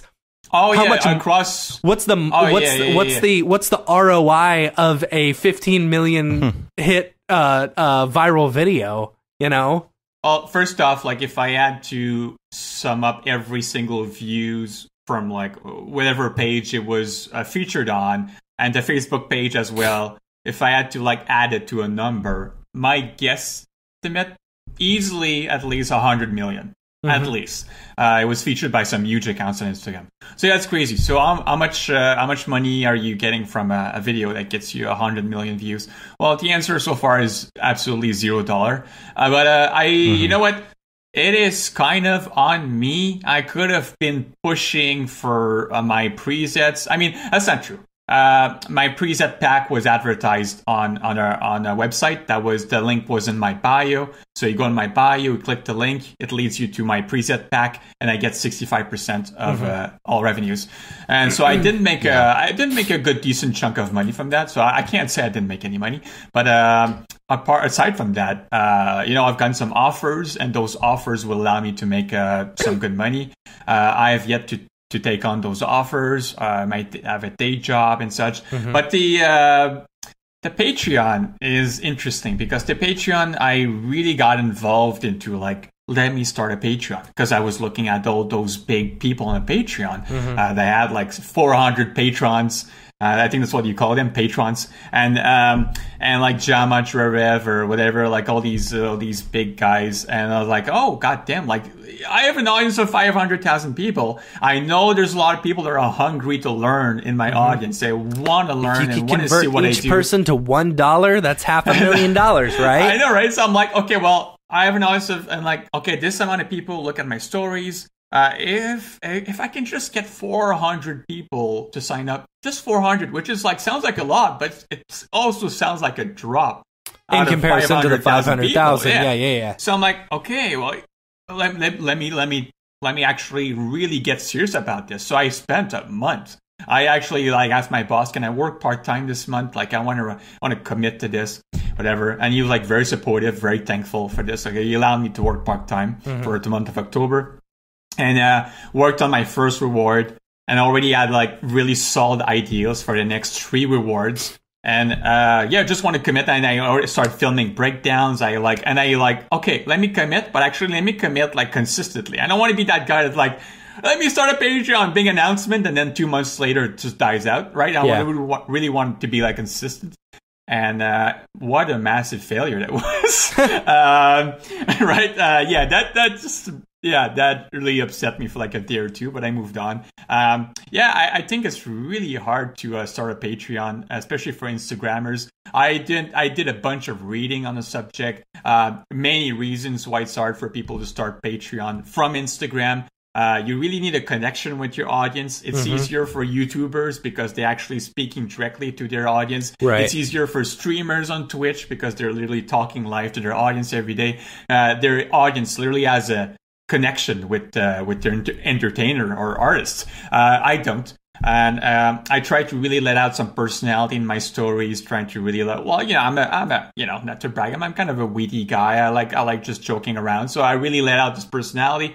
But wasn't enough or whatever. And I got literally eight patrons, and that's about it. I did a big announcement. And you put it up on Instagram and everything like that. I advertised my rewards. I advertised my rewards on Instagram. I got people hyped up about it. I thought I was releasing some really cool reward, and I was like, I advertised a breakdown video of my latest post. I really try to build up some hype without being too pushy about it. Just enough to get the excitement going. And about 300,000 people saw my announcement. And I got 8 patrons. 300,000 people saw your announcement, and you got 8 people. Some of that's going to have to do with maybe the type of people. Yeah, absolutely. And that's the thing. That's the thing with this Instagram world. You can go online, and us as motion designers can go online, and we can follow people that we like. But then you're also going to get this whole nother world that's not motion designers. Yeah. It's once you get outside of that motion design bubble or the 3D animation bubble, how do you sell yourself to people like that? I don't. Exactly. Yeah, I mean, I don't know if you can.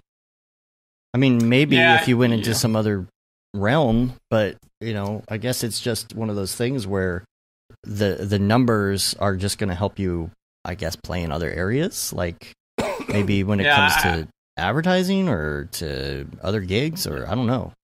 I started blaming myself because I knew that the first reward I was pushing out was very much of a niche kind of a thing, right? It was just like this bump map of wipers wiping off a windshield, and it was all done in film. I filmed it. And I just did a bump map, a displacement map, or just like raindrops falling down the windshield and getting wiped off. It's a thing that just couldn't be found online. Yeah. It couldn't be found at all. You could find it, but it was just awful. It was sold for $80 on Shutterstock or whatever, on Adobe Stock. And I was like, let me actually do a way, way, way, way better version of this and sell it for like $10. And my patrons can get it for free. But I still knew that it was still very much of a niche product. And for that reason, I actually provided a C4D file, a project file, and provided an After Effects file with After Effects displacement map.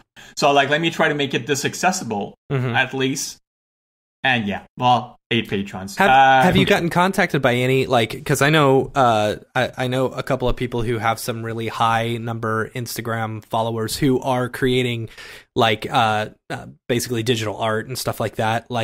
They get contacted by some of these big companies like Nike or Adidas or something like that, just to create some art and say, oh, these artists love working with Adidas or love working with Nike or something like that, and just posting it on there because they're getting 300,000 people to look at it's basically an advertisement for them.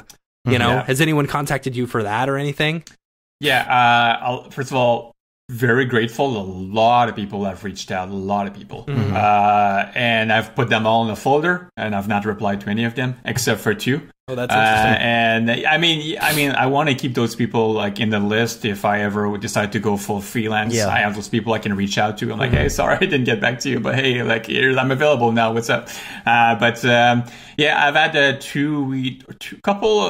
handful, more than 2, but I've actually committed to actually 2 email exchanges and then decided on 1 collaboration. And this collaboration,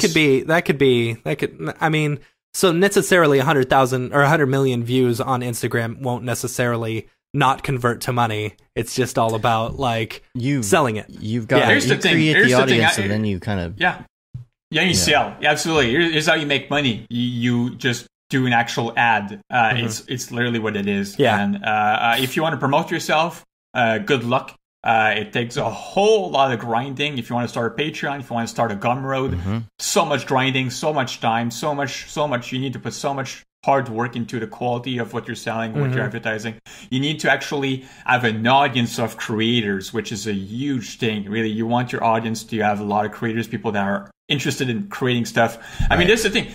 The reason why I started my Patreon is because I was getting so many messages of people being like, hey, what software do you use? I want to do what you do. And how do I? And I still get them. I started my Patreon. If you go on my Patreon, which is the link in my bio, I advertise exactly what you're getting. You're getting tutorials, you're getting breakdowns, you're getting work in progress. And yet I still get those messages. Hey, Justin, how do you do what you do? What software do you use?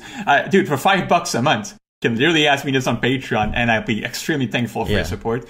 And we can exchange. I can talk to you one-on-one on my Patreon.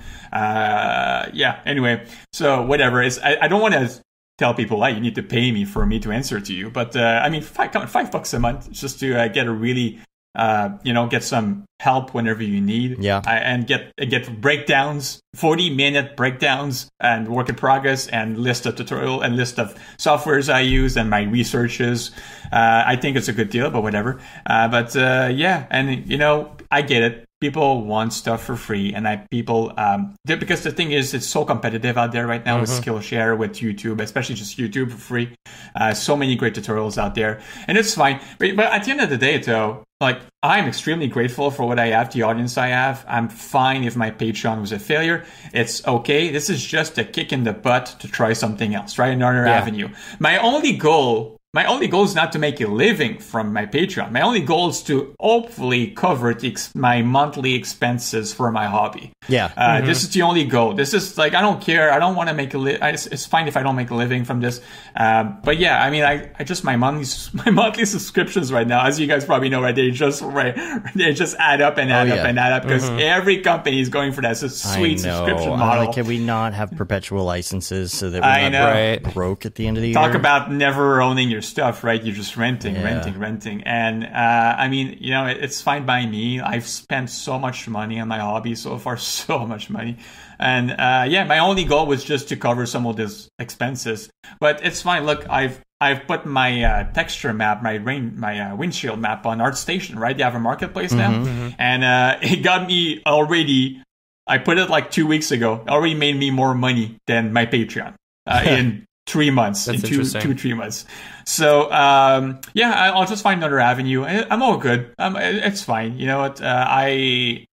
I shouldn't be saying this, but I'll say it still. I'll probably be closing my Patreon, and you know what? That's absolutely fine. No problem. I'll just advertise something else, and if ArtStation's working for you, right? ArtStation, I love ArtStation, and whatever avenue works. And I've committed to this. Now I know. Now time to move on and try something else. Right. So, yeah. It's hard to do. I mean, so like Merc, Merc like spends all this time doing Patreon. Yeah. I support Merc on Patreon. I love it. Yeah. And I get why he's successful. He works his ass off. He makes a living off of it. So if you could go back, knowing what you know now, if you were to hit another like 100 million views, have another video go viral or something like that, how would you monetize that this time around?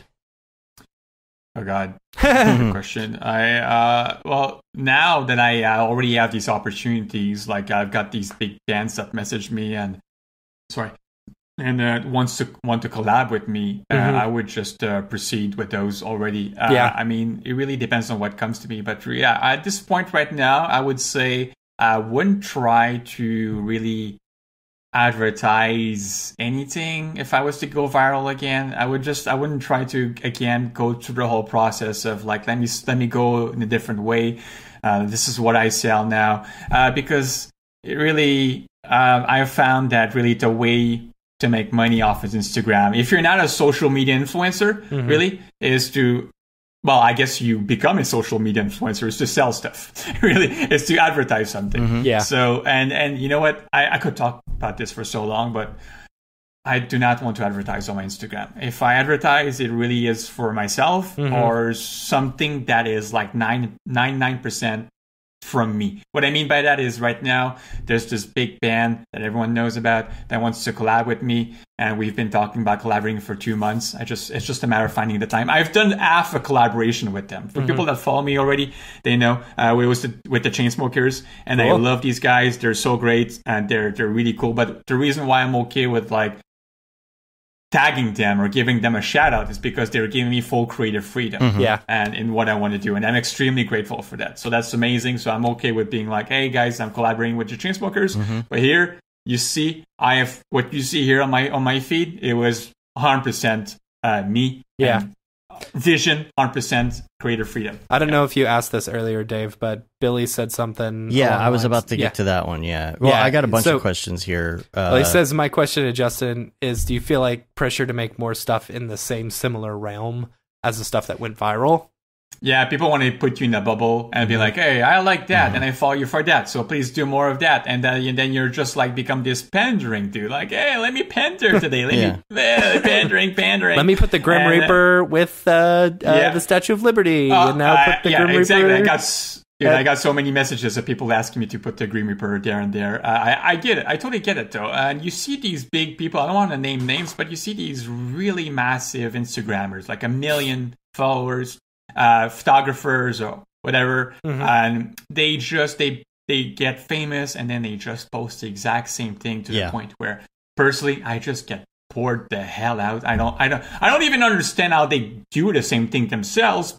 How the hell do you not want to stay technically challenged? Well, because there are some people that are only interested in pandering, and they're fine with that because they're fine with that. You know, if that works with you, if that makes you money, you know, power to you. But personally, that's why it's a hobby right now, is because I do it for myself and I do it to be creatively challenged and technically challenged and pushing myself and really, people have been asking me to put the Green Reaper there and there, and I've teased it. But here's the thing, I kind of want to take that concept of a cloaked character and you know, expand it, put it in different contexts, not make it a giant, not make it a whatever, but I want to keep that same vibe because I love that vibe, and that vibe represents a bit what I want to do, and but I'll just do different versions of it, try to keep it fresh, make a comedy version.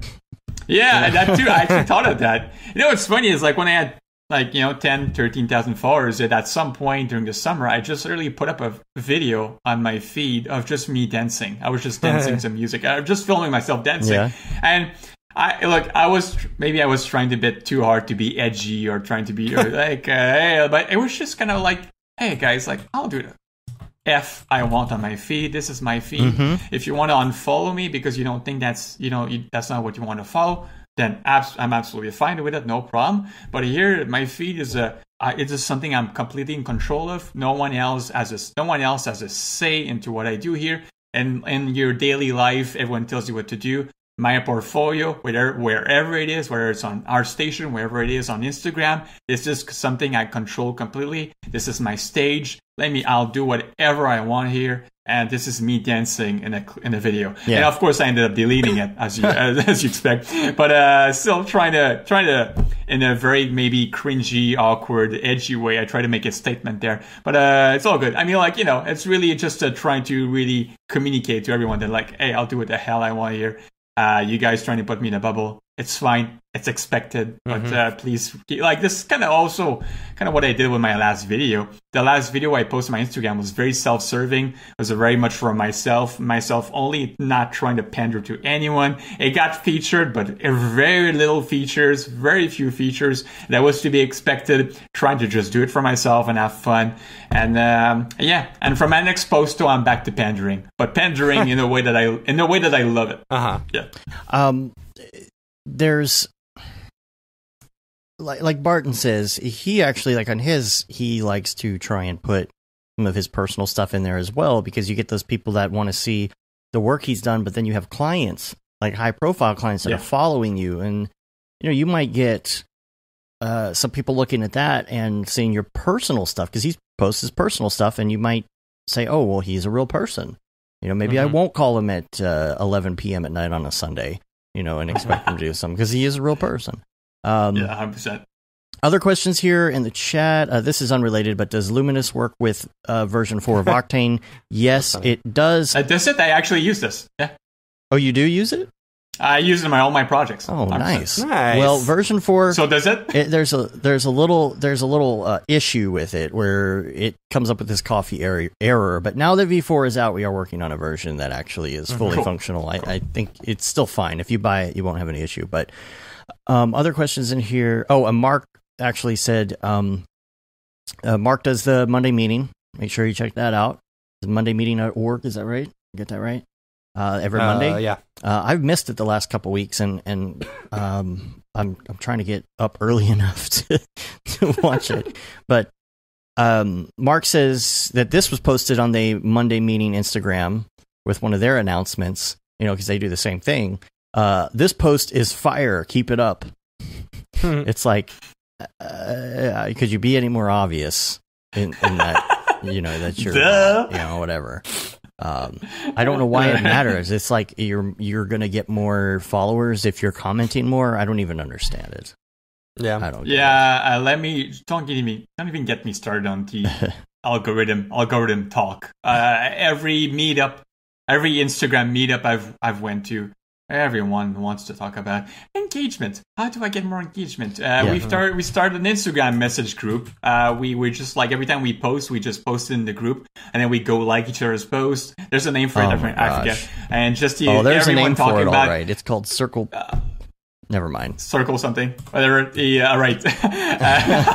And then people are be like, just the algorithm. Yeah, it's fun to talk about the algorithm because it's something that no one knows what it is made of, what exactly how it works. So people would just want to go and like make up all these theories, right? Same for YouTube's algorithm. If you don't know how it works, you're going to make up your own mind. You're going to make your own perspective on how it works. And then you're going to blame him. You're going to blame it, or you're going to be grateful for it. If it works for you, you're going to be like, the algorithm is amazing. If it doesn't work for you, you're going to say it sucks. So really, I've never even talked about the algorithm in any meetup. I try to avoid it. It really is a subject that doesn't go anywhere. Billy calls it Al Gore's rhythm. And Billy has a new reel out, by the way. I got that in the show notes. That'll be posted as well. Fire. And Billy's new reel is fire, by the way. Which I think he just dropped that the other day. I thought I saw it come across something, so that's where I got the link from. Unless he was posting an old reel, but I think it is the new one. So tell us what your next thing is. What are your plans for your next project? I was gonna do a spin thing. Project. Yeah, right. Not working on anything like that. Now, here's the thing about doing animation. It takes a long but time. Jesus Christ. I almost miss doing stills just for that reason. But again, no one's telling me to do animation. I'm posting this on myself. But so I'm like, every single week these days, I keep telling myself, okay, next week is the week I post my next animation because I can't wait to put it out because I truly feel like my next post, I maybe I'm saying this for every single post I post, but this one I feel like is going to be one of the ones I'm most proud of. Okay. By far. I can already tell. It already is. It's got every flavor I love. It's got that orange-blue complementary colors. It's got that those sparks. It's got that blockbuster feeling. It's got that cloaked character, should I say? Not a giant. It's just got and again, I like telling people, look, I'm still a huge goddamn beginner. I'm testing stuff out. I'm trying. Please don't it's kind of a dangerous game where you have that blockbuster feel, but you also feel like it's not up to par with the blockbuster Hollywood level. So I'm just trying. I'm trying my best here. I've realized along the way for my latest project, the one I'm working on right now, how incredibly hard 3D, character animation is. My God, is it hard? I just like even building off a reference video of just like myself, like doing the same exact moves I want my 3D character to be executing, to be doing. Wow. I actually had to post a gig on Upwork to find someone to actually help me out with the character animation. Because it really, the character animation really... Oh, there he is. There you go. Sorry. Because the 3D character animation really dictates the realism, I guess, of the piece. Really is at the center core of the piece. Really, how realistically your character moves. If he moves in an awkward, non-realistic way, it really just destroys everything. It really brings down the whole piece. Right. So that was something that I challenged, that I tried to spend many hours doing, and gave up on, being like, okay, let me actually find someone that knows what they're doing, and I'll find some other time later to improve on this. But it feels like a minor part of your project, right? Just the animation, because you have to clothe him after, you have to simulate the clothing, then you have to do the environment, and you have to do everything else. But it really is an important and key part of the project, just the animation of the characters. So it's the first thing people will notice, because people look at people moving every single day. And that also got me to appreciate Pixar level animation and big studio animations, because Jesus Christ, that thing is hard as hell. Yeah. Well, we want to do something with you that we do with all of our guests who are on for the first time. It's called Brograph Recommends. I don't know if you caught this in the notes or not, but hopefully the last one is the hardest one. Hopefully you haven't. Not everybody has an answer for that. But we're going to go through this list here. Number 1, we're going to ask you about your favorite movie. Speed Racer, 2008. Okay. I don't even know if I have... Wait, like Speed Racer? Did they make a... Yeah, they made a movie. I never saw that. The Wachowski stars. Oh, yeah. All right. Coming off fresh from The Matrix, did the Speed Racer, and was that the Wachowskis? Wachowskis, yeah, wow. 100%. I could go on and on as to why it is the best movie ever, but I don't need to get into it. But it really is a movie with so much heart, so much charm, so much just no vanity. It's just really just a cozy, heartfelt family movie with innovative visual storytelling. And it really is a gem. A lot of people hated it, and I understand why. This movie made no money whatsoever. But what I didn't know is that there's a big fan base around the movie. This movie got a lot of like big fans, and something I was not aware of at all. They did a screening in Toronto this summer, an IMAX screening, and I didn't know about it. And then my girlfriend found it on Facebook, and we went, and there was like 150 people in the room, and just it was probably the best day of my life. It really was. Just like it was a 10-year anniversary of viewing of the movie. John Goodman was in it? John Goodman was in it. Suzanne Sarandon, Really? yeah. And some really just such a great movie. I remember it. I remember seeing it. I cried during. I watched a 10-year anniversary viewing this summer, and goddamn, it takes me everything to cry at anything. And I cried during the third act. It was my third time seeing the movie, and I actually teared up a bit during the third act of the movie. And that movie's emotional, and it's just great. Christina Ricci. Huh. Yeah, Christina. yeah. Oh, okay. Nice. But it's not for everyone. But if it's your thing, you'll love it, or you'll hate it. Well, what about your favorite music? What do you listen to, especially while you're working? Mostly Kanye. Yeah. Mostly Kanye. I believe that I have really good tastes in music, and also really bad taste. Bad taste because I can't move away from Kanye, but good taste because Kanye's music is so versatile. It's got so many genres of music for just one artist. He does all these kinds of rap, hip hop, just more poppy, whatever. And I just I've been listening to Kanye nonstop. I mean, obviously I'll listen to some pop, whatever. I'll listen to some lo-fi, whatever. Yeah, I like that lo-fi. But lo-fi is pretty hot right now. But I keep going back to Kanye because whatever I'm in the mood for, I'm in the mood for some uplifting stuff. I'll listen to Kanye's album, whatever. Some more, whatever. Some 808s and Heartbreak. Whatever. Yeah, dude. Like I'm feeling down. Some 808s, whatever. But it's got such an amazing piece of work, library of work that I keep coming back to Kanye. Yeah. It's so different. His music is so different because he's crazy. We can talk about the guy for a while, but let's just keep it to the art. TV show. What's your favorite TV show? The Office, by far. Yes. Depending on the genre, though, I would say The Office and Breaking Bad. And this is going to sound super cliche because I feel like these are obviously the best TV shows for our maybe age group, but also maybe ever for any age group. But I feel very cliche saying The Office and Breaking Bad. But come on, I mean, how can you not mention those TV shows? I pay $9.99 a month for The Office, basically, because it's like you're on Netflix. Time to watch The Office. Yeah. Watch the Dundies. Oh yeah. I've seen the Dundee Awards like literally 50 times. I never thought I would say this, but I you know what? After rewatching The Office 10 times and going to trivia nights for so many times, I honestly feel like I'm kind of like, again, I can't believe I'm saying this, but I think I'm over it. I you know what? I can't rewatch it again. I just like, I know every single line. I just, there's no surprise at this point. Yeah. It's just like, all right, I got to give it a couple of years break. And then just maybe come back to it later. And maybe watch the later ones that you don't watch as much, because Michael isn't on anymore. So you kind of, some of them were okay. It's just, you get that thing. It's like, well, Michael's not on. I don't want to watch this season. But there are some good ones.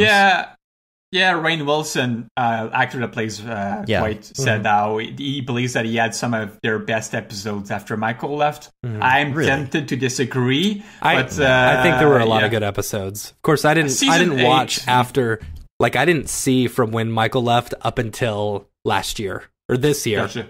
This year, yeah. There are some good ones. But I hate Andy. That's the problem. I can't stand Andy. Like, that whole thing with Andy, if they would have put someone else, like when they brought in Will Ferrell, here's what I thought was going to happen. I thought that Will Ferrell was going to be the permanent new boss, and he was going to be an absolute funny goofball. And the fact that they made him like a mean person really pissed me off. Will Ferrell, you like him or you hate him, or something personally. Surprisingly, I loved him. I love D'Angelo. Oh, yes. I know why. It's the dry humor. It's something about just the juggling scene with the invisible juggling balls gets me so hard every single ridiculous. time. There are some classic moments from Will Ferrell, and I'm happy that he just stayed 2 episodes. That was just a perfect short-lived transition to Robert California. I love Robert California. Robert California was great. He was so good. Troy in the chat room, some of The Office is coming back. I've heard rumors, but it's still... Yeah, no, it's not. Yeah, rumors. Carell was on SNL a couple weeks ago, and of course, all the audience members started standing up and asking, "When is The Office?" Which was hilarious. Come back, and they're like, "I really need the money."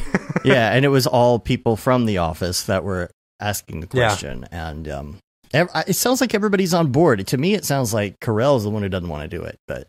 Well, first of all, NBC wants to do it. Greg Daniels, and Michael Schur, the creator, doesn't really want to do it. They want to wait it out. They just want to wait, I guess. I don't know why, but really, NBC really wants it. Steve Carell keeps saying how it wouldn't work to bring it back.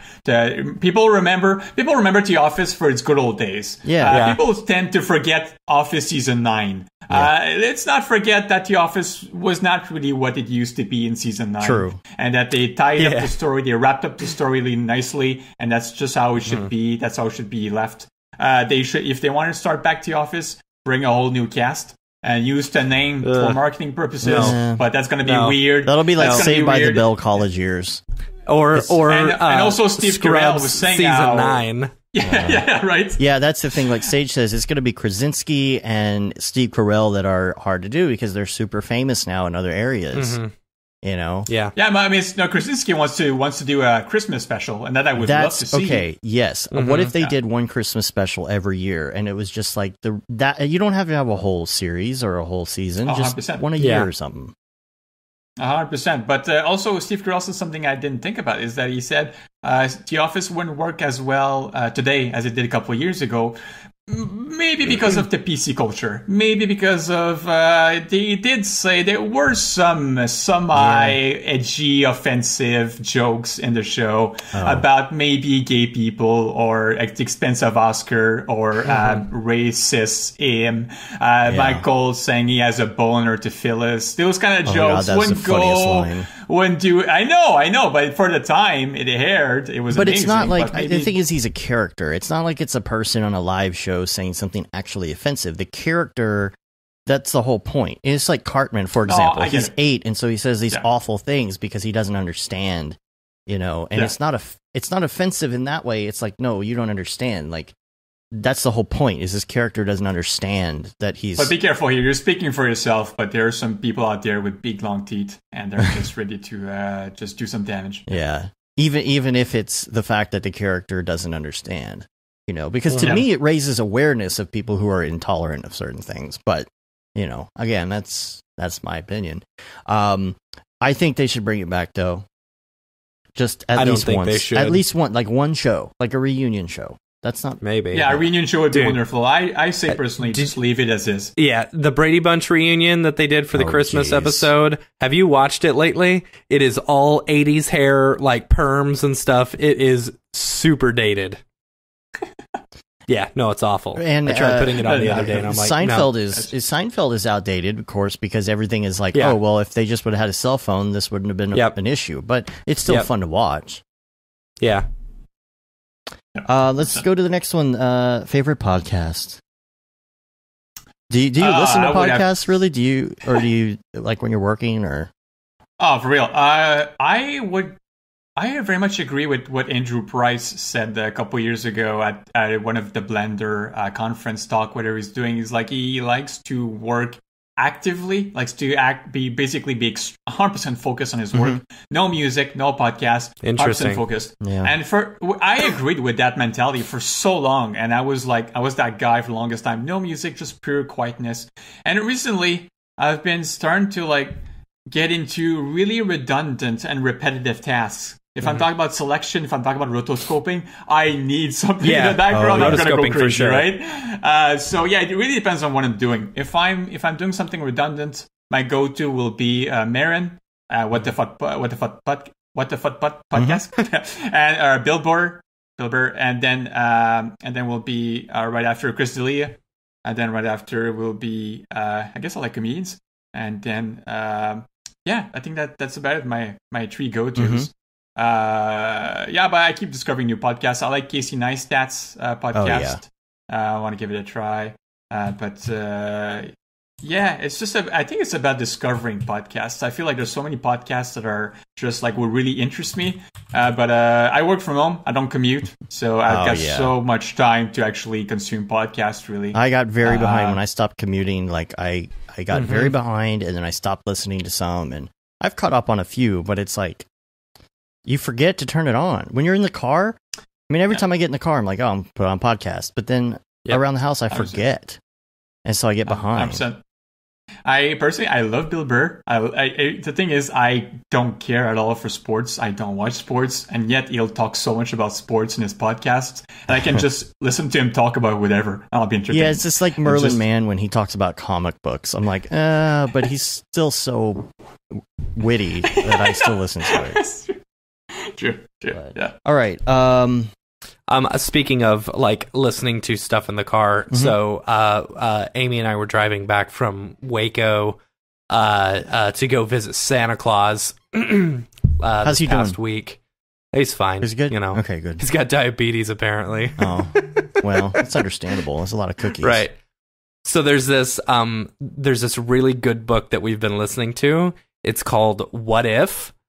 It's by the guy who the guy who does the comic XKCD, yeah.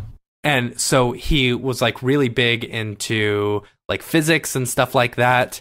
And so they'd have people ask these really ridiculous questions, what would happen if every single person got together in one place and then jumped at the same time, he answers these questions, these really weird and crazy questions, and it is the funniest thing ever. Yeah, I've seen that comic. Totally recommend it. Yeah.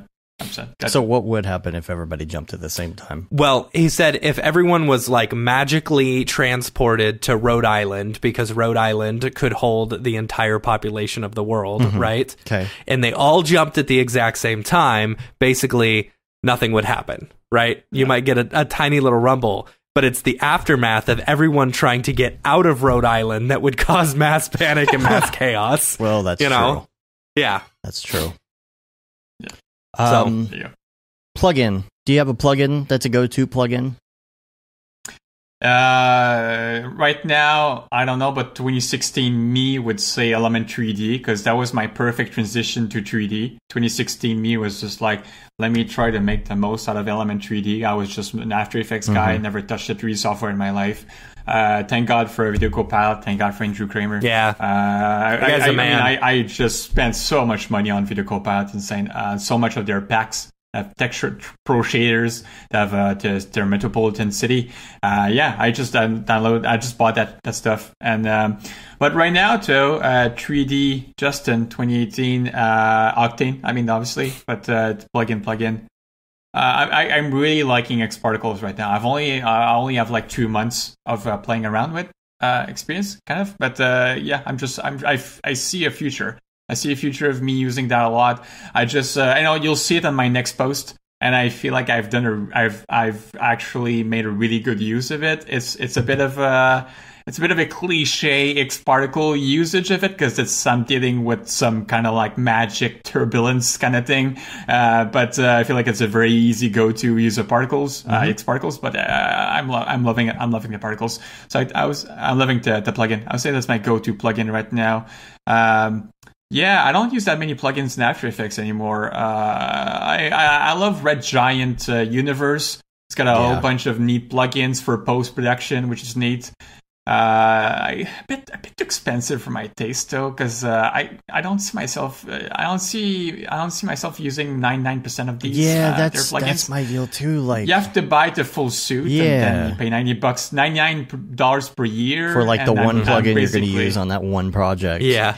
Yep. Well, if you can write it off for that one project, then you got it for another year. Yeah, for sure. But unless the year starts like from when you bought it initially and doesn't upgrade. Don't get me started. Right. Yeah. For real. But to their defense, though, the one I used is the VFH. VHS. I think that's what everyone uses is the VHS filter. Really? Yeah. I had no idea. Really, that makes sense because it's really solid. I feel like if they sold that for $9.99, that they would make more money off of that just standalone. No, because that's why they sell it for $99 a year, only for the VHS filter. Yeah, so that you can do what everybody else does and put fake VHS on everything. There you go, Dave. Hey, that's our next plugin. We'll just make the VHS filter and sell it for $25. Yeah, we'll have to call it something else. We'll call it like 3/4 VHS-C. 3/4 inch U-matic. Yeah, VHS-C. Yeah. There you go. 8mm, digital 8. Yeah, digital 8, regular 8. Mini DV. There you go. Call Mini DV. Mini DV. Yeah, it's just a bunch of glitches. By the way, I'm loving Turbulence FD. I've been playing with Turbulence FD for a year now. I love it. It's so solid. I can't wait for my new. I bought all the parts of my new computer, but I can't wait to get my new CPU this week. Yeah, and test out Turbulence FD with it. What'd you get? It's gonna be rocking solid. You know what? I knew you were gonna ask me that, and I actually genuinely forgot. It's an i9.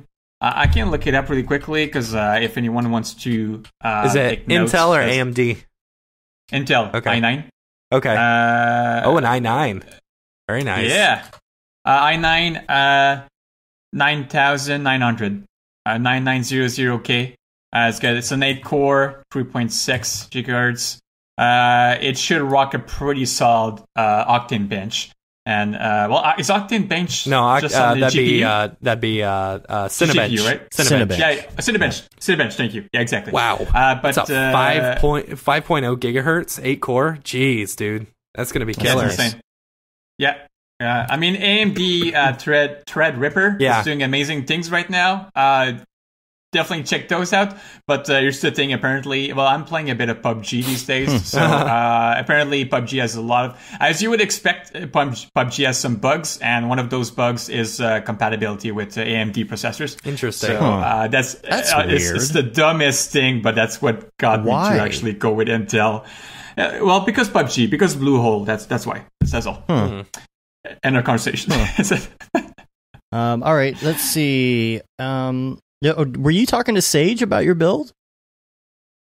How do you know? Well, he just wrote it in the chat. Sage helps everyone. I appreciate, really, really grateful for Sage's help. He was incredibly helpful to help me build. Well, basically, I started with the list he put up on his website. He has for anyone that's curious, you can just go on the Simo 40 subreddit and I'm sure the link is in the sidebar. And he has like a bunch of builds for like starting with the ramen build for like any like obvious, and then down to like money is no object kind of thing. Did you use sagery.com/builds? Yeah, so I yes, the sagery.com/builds if you want to. So I started with the author build, and then with the help of Sage, we customize it, bring it down to my budget. I hate saying down because my god, it costs a pretty penny.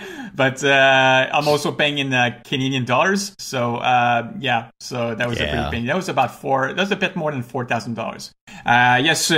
It was a pretty penny, $4,000. But and I'm considering an investment. I mean, at this price, you have to consider an investment because, like I said, I haven't made any money yet from this. But this will definitely be a good. Because that's the thing, working fast is really an amazing motivator for anyone listening right now. It's such a great motivator to actually just do work by itself. When you start seeing the result you get extremely fast, it's extremely gratifying. You just work faster, your workflow is faster. It's really encouraging you to, when it just like starts to the point where I can't even imagine 10 years ago doing 3D just to get a small little reward of what you're working on right now. Just working like in 10 2D minutes. And After Effects and stuff like that was awful. Oh my god, yeah, if right. If you did a simple keyframe in Final Cut Pro where one thing was moving across the screen, that'd take you 10 hours to render.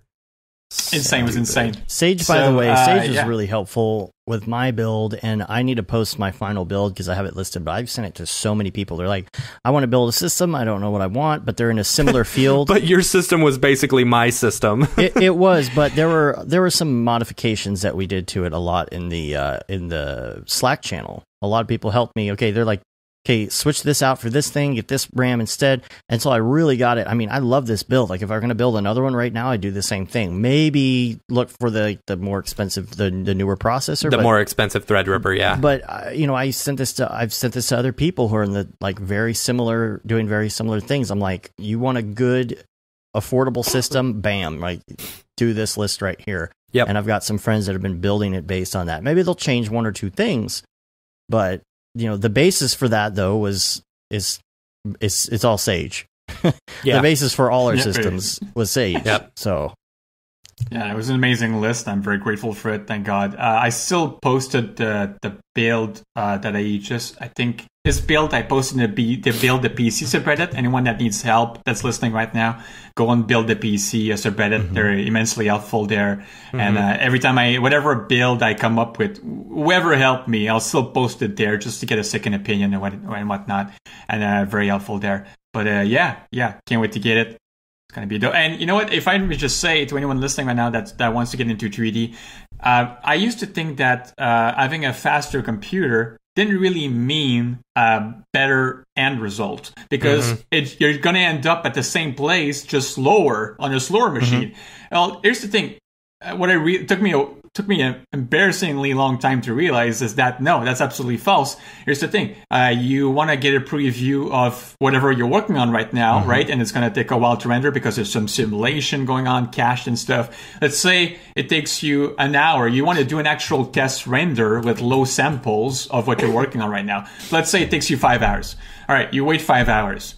If after 5 hours you look at the result, you're like, oh, actually this wasn't that great. Something's off. This is off. This is off. And like, okay, let me change this. Okay, now you've changed it. Are you going to start another 5 hour test render to see how it looks like?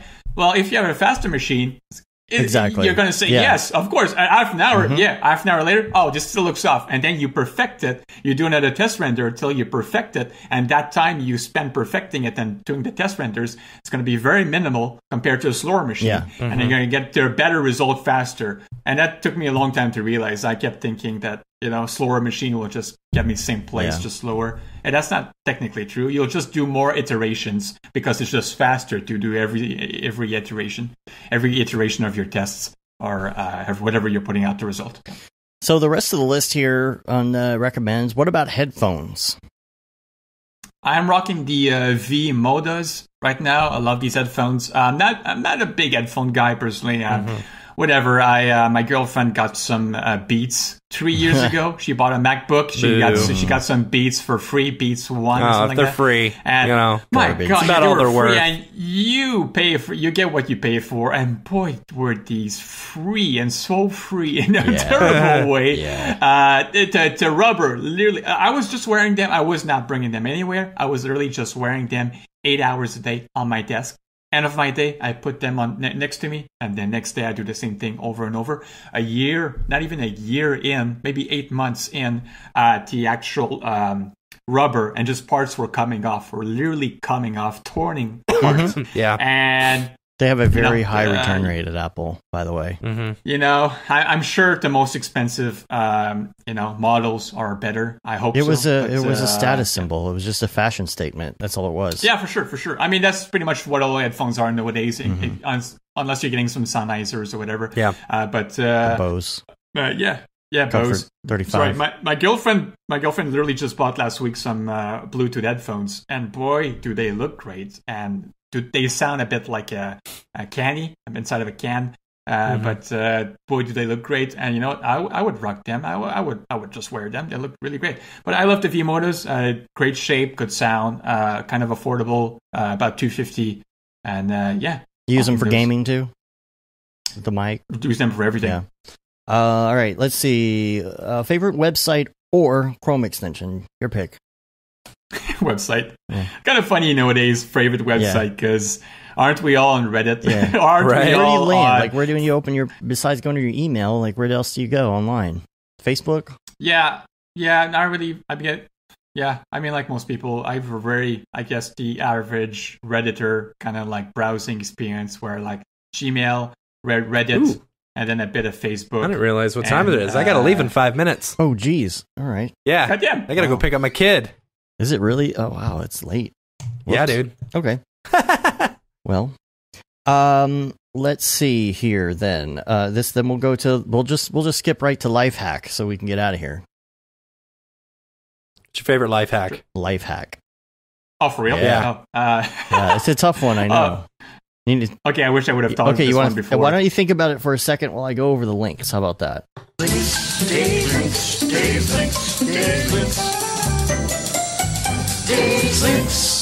The links that I got today, The Future came out with an article called How to Get More Clients. I think that's a good read. Cool. Check that out. Brian Talkish came out with another one. Oh, yeah? He did another one. So check out his Instagram. Man, I love that guy. And Nick Campbell, Grayscale Gorilla, he finally switched to PC and got a rig going, and there's Instagram on that. I think they did a podcast all about the Switch. And that's awesome. Real quick on the game VR front, I wanted to mention that Brandon Clements just came out with another video, and I put this in the game front because it's about Unity, but he said convert your old Unity project from built-in render to high-definition render pipeline. He just posted that to our Brograph page yesterday. Also, see, I told Brian that he should have done this. Like this, I was telling him he needs to do a fire and an ice one. That's awesome. That looks so good. Also, this was just interesting. I apparently people are so into Fortnite that they figured this out. There's a spectrogram within some sound in Fortnite where it does this little logo to where if you look at it on a spectrogram, it forms an image. I'll try and put a link to that in the notes as well. And then I also, again, wanted to meet up just to mention, I really do want to get like a Brograph Grand Theft Auto PC thing going. We got everybody's names. We got a pinned thread in the game channel on our Slack channel where you can share your Steam name. And maybe even this afternoon or evening, I would love to just take a little break and shoot some hookers. Oh my god.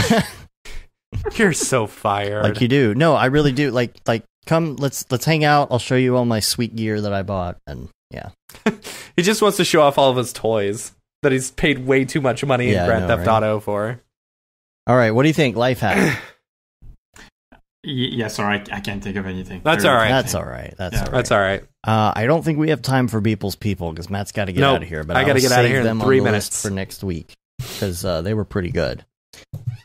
So we're gonna get out of here. We appreciate you being on. It was a lot of fun. Yeah, man. Thanks a ton for having me. Seriously, really, really appreciate it. Most chill podcasts I've done so far. Thanks, man. So far, there's going to be more, hopefully. But yeah, no, most chill. Really, really appreciate you guys. Love your work. I love the Brograph Luminous. Not trying to like just pat you guys pat you back. Just wait on the back too much. But the really, new upgrade. We're gonna update this, and it's gonna be amazing. It'll be the 2.0. Yeah, 2.0. But I've honestly used it in every single project.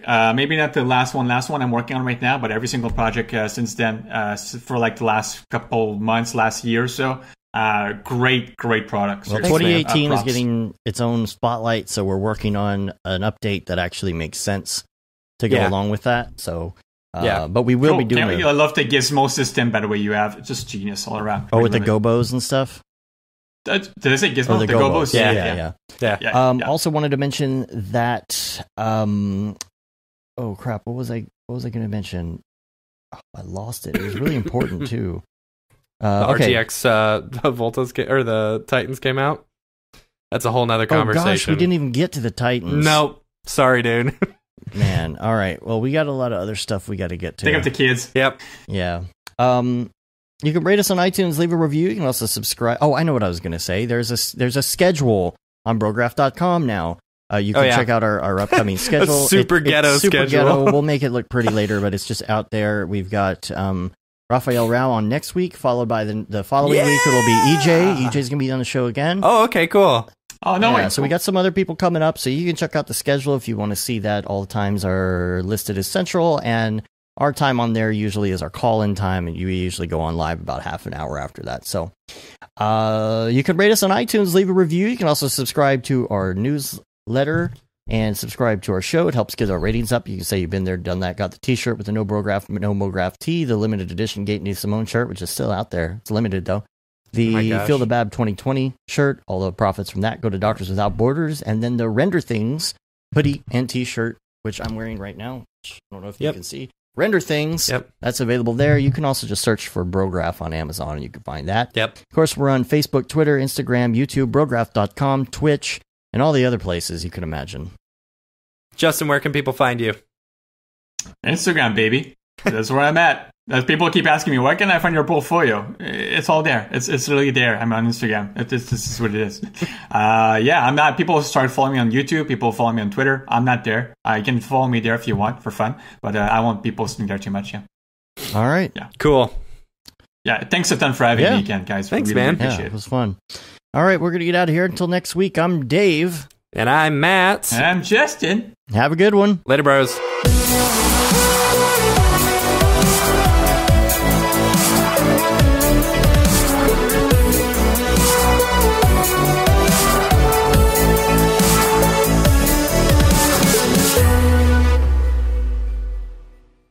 Pretty good, I guess. Brograph.com, an online resource for learning Cinema 4D, After Effects, and other motion graphics tools specifically catered to help you prevail as a motion graphic designer. What's up, bros? Welcome to another Brograph motion graphics tutorial. With tutorials, plugins, and now a podcast with tens of thousands of listeners worldwide. Yeah, it's a great community to be part of. We give you professional time-saving tips, industry news, interviews, shortcuts, and lessons that help keep you current in the world of motion design. Throw in HDR Studio, take the render settings, pick the HDR, put in a reflection, and gorgeous. I love projects that scare me. When our art director comes to us and asks for something that I had never done before, man, it gets me pumped. Our weekly long-form podcast will give you the latest news, help you in your file management, hardware configuration, and client relations. Learn about the latest render engines, modeling techniques, and workflow integration while staying entertained. Real nice banana. Ah, that's so funny. All right. I'm going to live forever. Our Brograph Talks are a chance to see the way industry leaders from around the globe are changing the face of motion design. Sometimes you got to make stuff that you're not going to put on your reel, and I'm not here to judge. The podcast and talks include people like Beeple, Barton Damer, Nick Campbell, Andrew Kramer, David Ariev, Chad Ashley, Paul Babb, EJ Hassenfrost, Mitch Myers, Chris Schmidt, Jules Urbach, Cornelius Dammer, David Brodeur, Andy Needham, Caitlin Kaju, Zubair Parker, Noseman, Ryan Bean, Casey Hupke, Nick Lyons, Sage, Joey Korenman, Jeremy Cox, Rick Barrett, John Dickinson, Matthias Omatola, Patrick Goski, Brandon Clements, Steve Teeple, Tom Glimpse, Patrick Longstrom, Julia Simone, Devin Coe, Al Heck, and even Deadmau5. You get that render done. Yeah, you better frame what? Our Brograph breakdowns go behind the projects and give you an insight on what it's like to manage and maintain your own personal business or work for a large company. Join us for live sessions, check out our useful plugins, watch time-lapse projects, interact with us, and send us email questions and topic ideas. Or just hit the Rando Render button and do an imaginative daily that'll keep you on your toes. Take all your dreams and let's do it! Subscribe today and get automatic updates on the latest tutorials, tricks, tips, and inspiration brought to you by industry professionals Dave Koss and Matt Milstead. We don't care how you get here, folks. Just get here. Subscribe now to Brograph Tutorials.